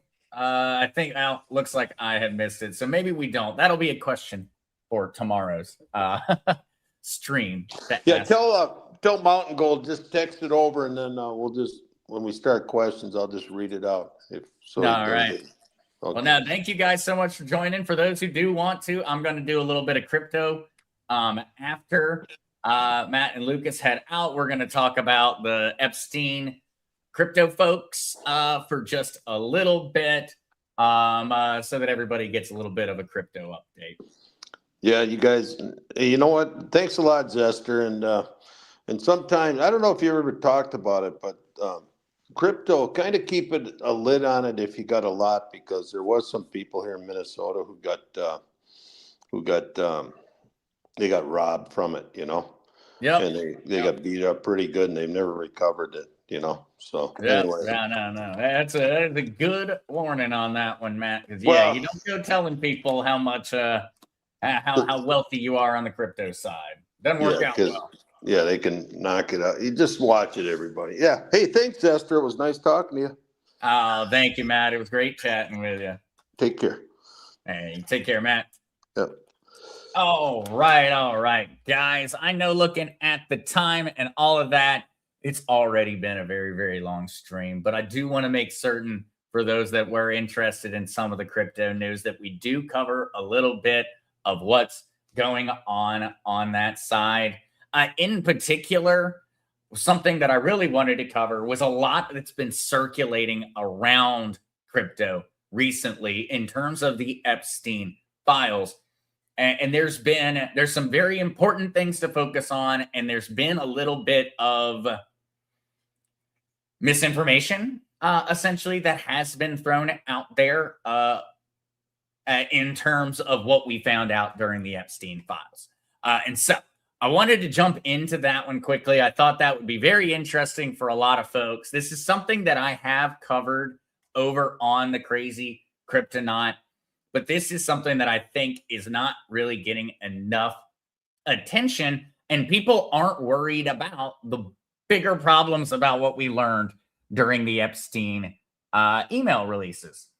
And so Epstein claimed Bitcoin founder ties and backed Coinbase, while at the same time he diminished or pushed back against Ripple and Stellar, XRP and XLM. Is crypto's future in danger? So for everyone out there, I'm going to post the link to this article. This is a 23-minute read of an article. This is more of a short novel, but what it breaks down is essentially everything we have learned so far about people tied to cryptocurrency that are in the that were in the Epstein files. And so this includes Coinbase. This includes Bitstream, the early funding of certain companies that operate in the Bitcoin space. This would be back in the 2014 area is when a lot of these emails are coming out. And we have learned of some very interesting ties between Jeffrey Epstein and a few big names in the cryptocurrency space. One of probably the biggest name and the thing that I consider to be the largest concern from what we've learned is the connection between Jeffrey Epstein and one Brock Pierce. That in particular is probably the most concerning for me at this point in time when it comes down to what we have learned. But let's just go through a little bit real quick of what all we know. Because I've seen some miscommunication on this one. I've seen folks saying that Epstein was a part of the development of the Bitcoin blockchain, and that's not true. But there are very concerning things that are very true. And so let's go through that one real quick. Which parts of what folks are saying are true, which parts aren't. Keep in mind, guys, this is just what we know now. There's going to be more files. There's going to be more research done. All of this could change so fast that essentially I could be wrong in a matter of seconds, and there could be far more information out there. But this is what we know as of right before the stream started and Zester's most up-to-date research. Epstein files show Jeffrey Epstein had financial and social proximity to parts of Bitcoin's early institutional ecosystem. He funded or helped fund the MIT Media Lab. He was an early investor in Blockstream.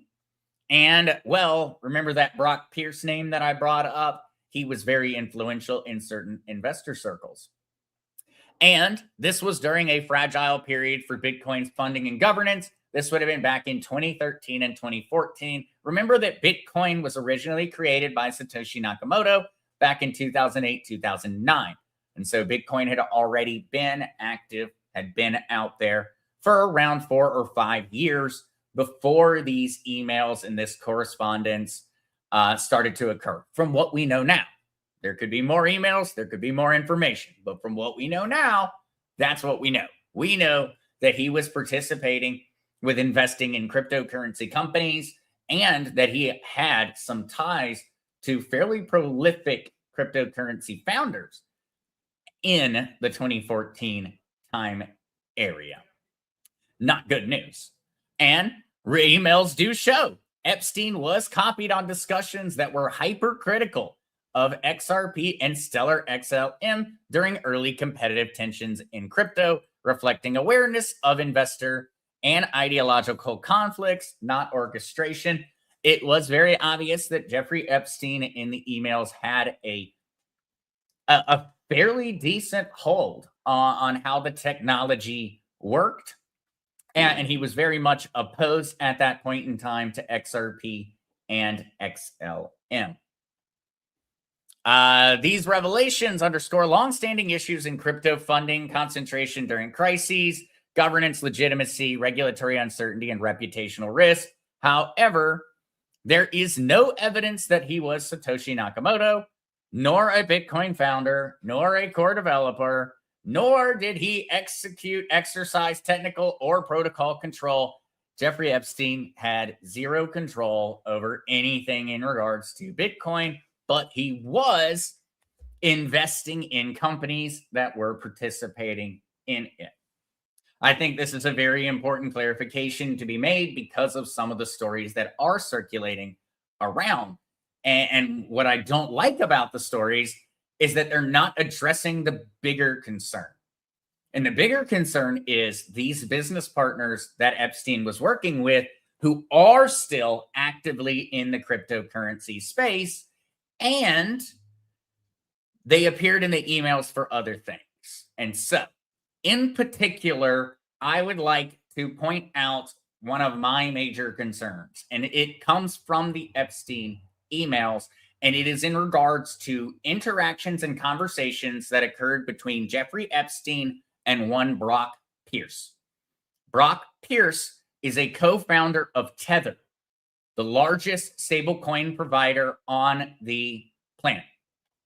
And so let me just pull that one up just so everybody sees it. Tether USDT, the third largest cryptocurrency by market cap. It controls $184 billion market capitalization. Tether holds in banks U.S. Treasury bonds, which actually back up this $184 billion valuation. And that means that Tether is one of the largest holders of U.S. Treasury bonds on the planet. That is how they back up those stable coins. Those Treasury bonds are held primarily in Chinese-controlled banks.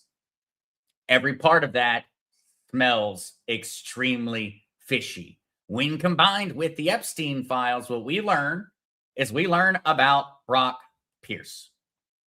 And I really, really think on this one that folks need to pay attention to this fella and what could be going on here.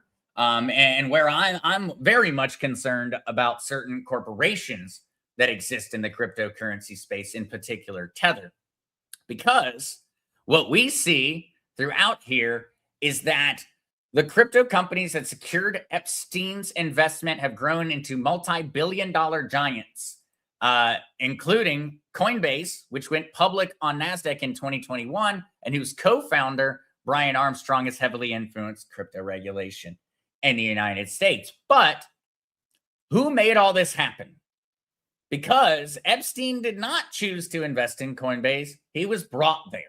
Epstein's 2014 investment in Coinbase was brokered by the crypto evangelist Brock Pierce, a former child actor and co-founder of Tether, the world's largest issuer of stablecoins, a kind of cryptocurrency whose value is typically pegged to a national currency.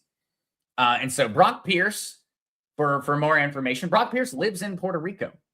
He is a multi-billionaire, and you've seen him in a movie before because he just so happens to be the child actor that played the kid in The Mighty Ducks. Yes, The Mighty Ducks. I'll go ahead and bring up an IMDb just because the world is too crazy for it to possibly be real. He is the child actor that starred in D2 The Mighty Ducks, first kid in 1996, and the original Mighty Ducks in 1992, which I might add was an awesome, awesome year. And he not only was connecting Jeffrey Epstein all over with different businesses, providing him with investment wins, but also Brock Pierce was sending back and forth email chains that have a buttload of redacted photos in them, and specifically include a lot of names of females. In particular, Brock Pierce has a very, very famous email at this point in time where he talks about how he is now in love with the country of Ukraine over some woman named Anastasia, who was trafficked to him through Jeffrey Epstein prior to the Russian invasion of Crimea. This exact email chain in the Epstein files actually pops up during the same time period where we have the interactions between Epstein, certain Israeli officials, and Russian officials, and a conversation about Ukraine. And so this is where right now a lot of the Epstein files from cryptocurrency are currently shedding a lot of light. The number one person who should be in hiding from what we have seen in terms of these emails, the number one person who should be going on a serious explanation tour would be Brock Pierce. And it is very, very concerning where these ties lead because of Tether. If Tether were to go bankrupt, it is going to essentially cause two cascading events. If Tether goes bankrupt, remember I told you how it's backed up, U.S. Treasury bonds. And so if Tether were for some reason to just decide that it's going bankrupt or whatever, we're about to watch over $100 billion of U.S. Treasury bonds be liquidated onto bond markets. That's concerning. That's one of the largest holders on the planet. It would easily start a cascading event.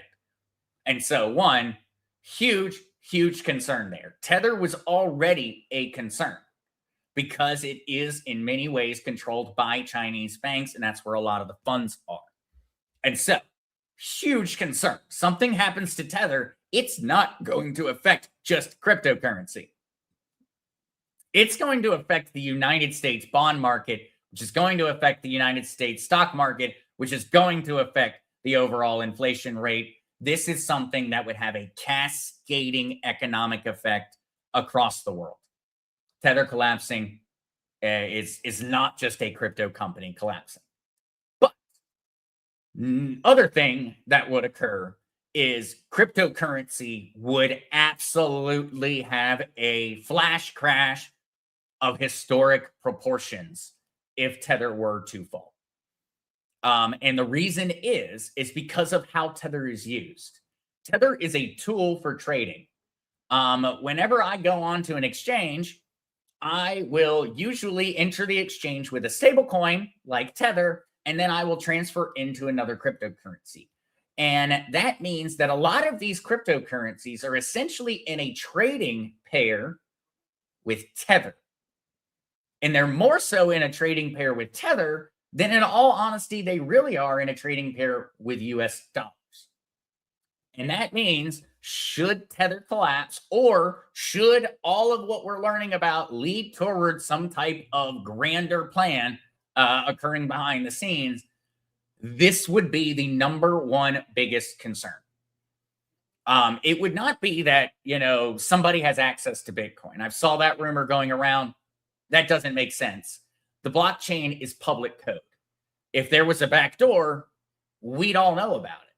There's not a backdoor, at least not one that anyone's ever found. And so that part is not true. Jeffrey Epstein does not have some kind of backdoor plan to unseat Bitcoin.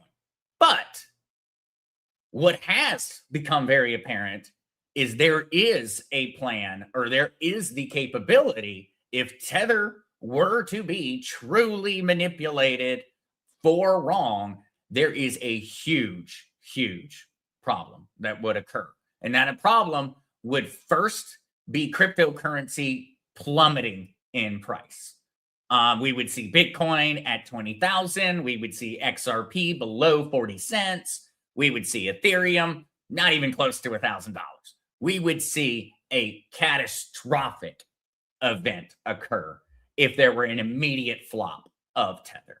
And that would be the first thing that would occur. And everybody on the news stations would point and they'd laugh at crypto, and that would be the news story. But that's not going to be the end of it. The next step would be a sudden liquidation of US Treasury bonds. And that is where this problem becomes not a cryptocurrency problem, but an all of us problem. And I find this all to be extremely concerning, coming from my crypto background. Ultimately, I'm not concerned about somebody having said hacked Bitcoin or Ethereum. That's silliness. That's not how it's going to happen.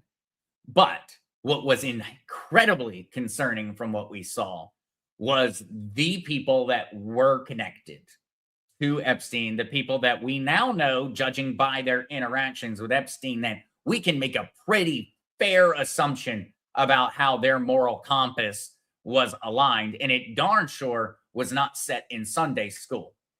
And so having that understanding, knowing this information about these people in this powerful situation, I do find to be extremely concerning on the crypto side.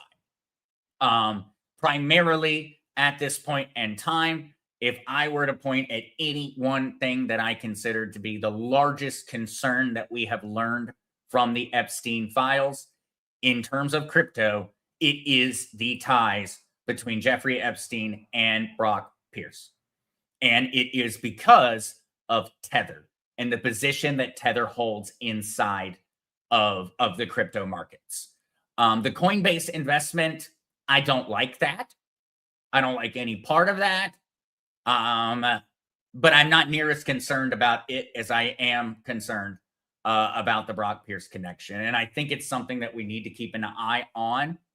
And I think it's also one thing that a lot of folks who are not constantly keeping up with crypto, it's a very important clarification because it keeps us from falling into a situation where we're not, where the average public is not looking at, they're looking at the distraction and they're not looking at the problem.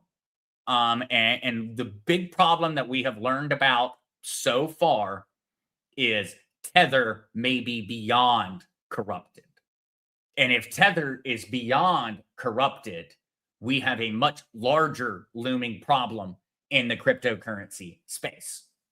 And so, as a bit of a clarification on that one, and how that one works, all the information I have been seeing in terms of the crypto space, that's the number one concern at the moment that has come from the Epstein files. It is this tie between Tether, Brock Pierce, Epstein, and the other people that Epstein was connecting him with during that period, into where really it was that period right rolling up to the Russian invasion of the Crimean Peninsula back in 2014.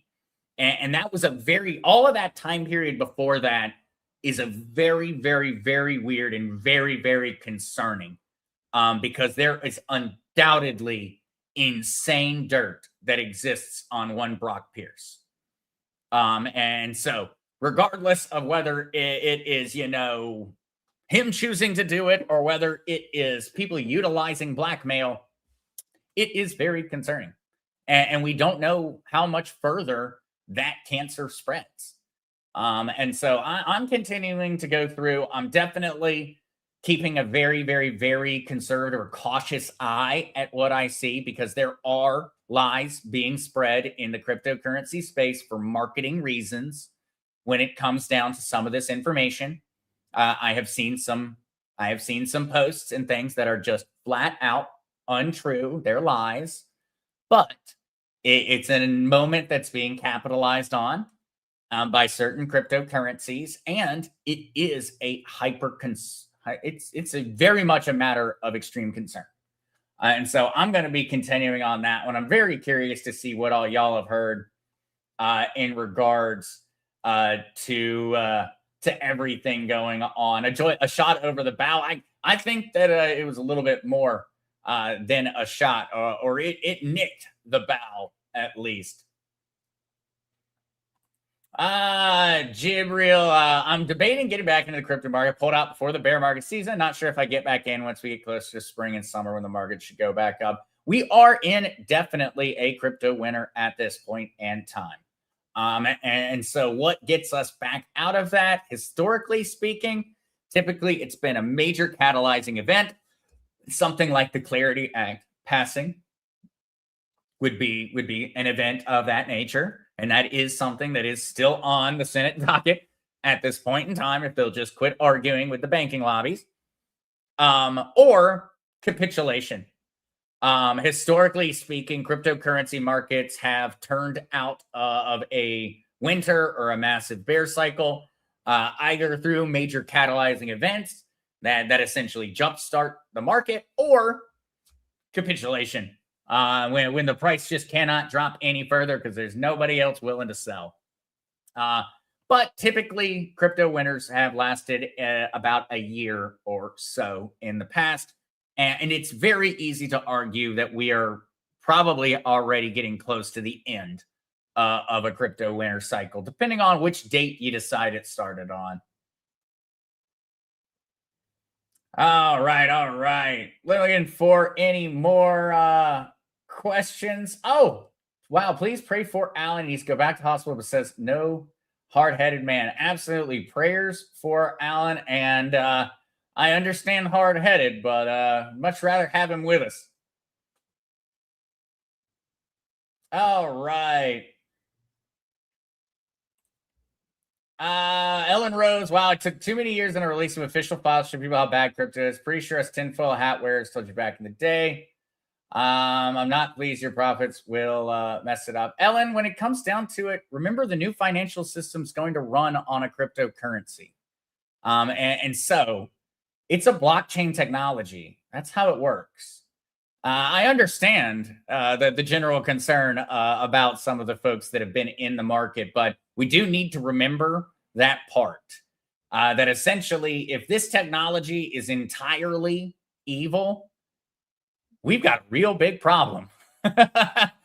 Because that new financial system is reliant upon that technology. And so we definitely need to make certain that it's being done the right way. Absolutely, Ellen Rose. And I think it's a very good thing that we are getting the heads up on the bad actors. Hopefully, because crypto is such a young industry, maybe this is something that will be capable of essentially purging the bad actors out early. But who knows, Ellen? You could be entirely correct. We may be looking at far, far more coming down from that pipeline. We definitely could.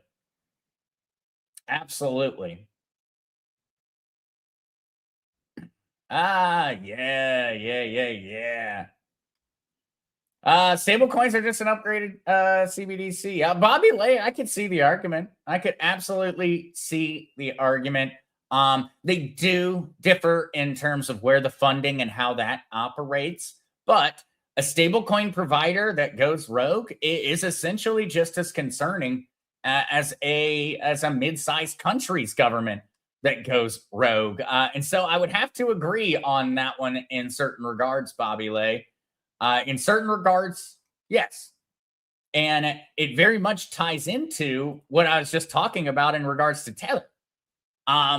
Tether may not be a central bank digital currency, but Tether may have the ability to drastically influence our country's economic situation. And so, absolutely, I would say that I'd have to say that that is true in many ways, Bobby Lay, is that stable coins could absolutely be utilized in a very, very negative fashion to have very similar results. Very, very similar results. Better stick with physical gold and silver. I know I've definitely been happy with my gold and silver stacks. That is for certain. I have definitely been very, very happy about them. And I'm extremely excited for the future of those precious metals as they do begin to start getting tokenized. Because 2026, you're going to start seeing more and more of the idea of tokenized precious metals and other real world assets that are tokenized. But all right, we are at 2 hours and 12 minutes. Guys, I've still got more to talk about, and I love hanging out with y'all, but it has been a long one, and I don't think my voice is going to keep up for much longer. And so with all of that, we've got more to chat about. I'll be back on Monday at 11:30 a.m. Eastern Standard Time over on the Crazy Cryptonaut channel. We'll be chatting about everything crypto related that I haven't gotten to, things of that nature, or who knows? In the world today, who knows what will have happened by Monday. So in all honesty, I don't even know what we'll be talking about, but I'm pretty certain we're going to be talking about some crypto related stuff come Monday. But who knows? We might get more Epstein file releases. Who really knows? I was never a gambling man. I've never been a big fan of gambling, although some people would definitely argue that cryptocurrency and other endeavors would be a little bit risky. Never viewed myself as a gambling man, and nowadays, even less so, because I would not bet $1 on what I think is going to happen next week when it comes down to global politics at the moment. Who knows? We may have already invaded Iran by then, or at the very least, we may have already unseated Khamenei at that point in time. And so, everybody, enjoy the relaxation of the weekend. Pops will be back tomorrow, normal time for the Saturday stream with the CBD Gurus. I know he's got some things he's excited to cover. And then after that, he and I will both be back come Monday. And so love you guys. Thank you so much for joining. I'm certain if any type of update comes out, look to Twitter or look over here on YouTube. If Pops has something come up, you know he's going to go live and he's going to be chatting with y'all about it. So see you guys. Love you.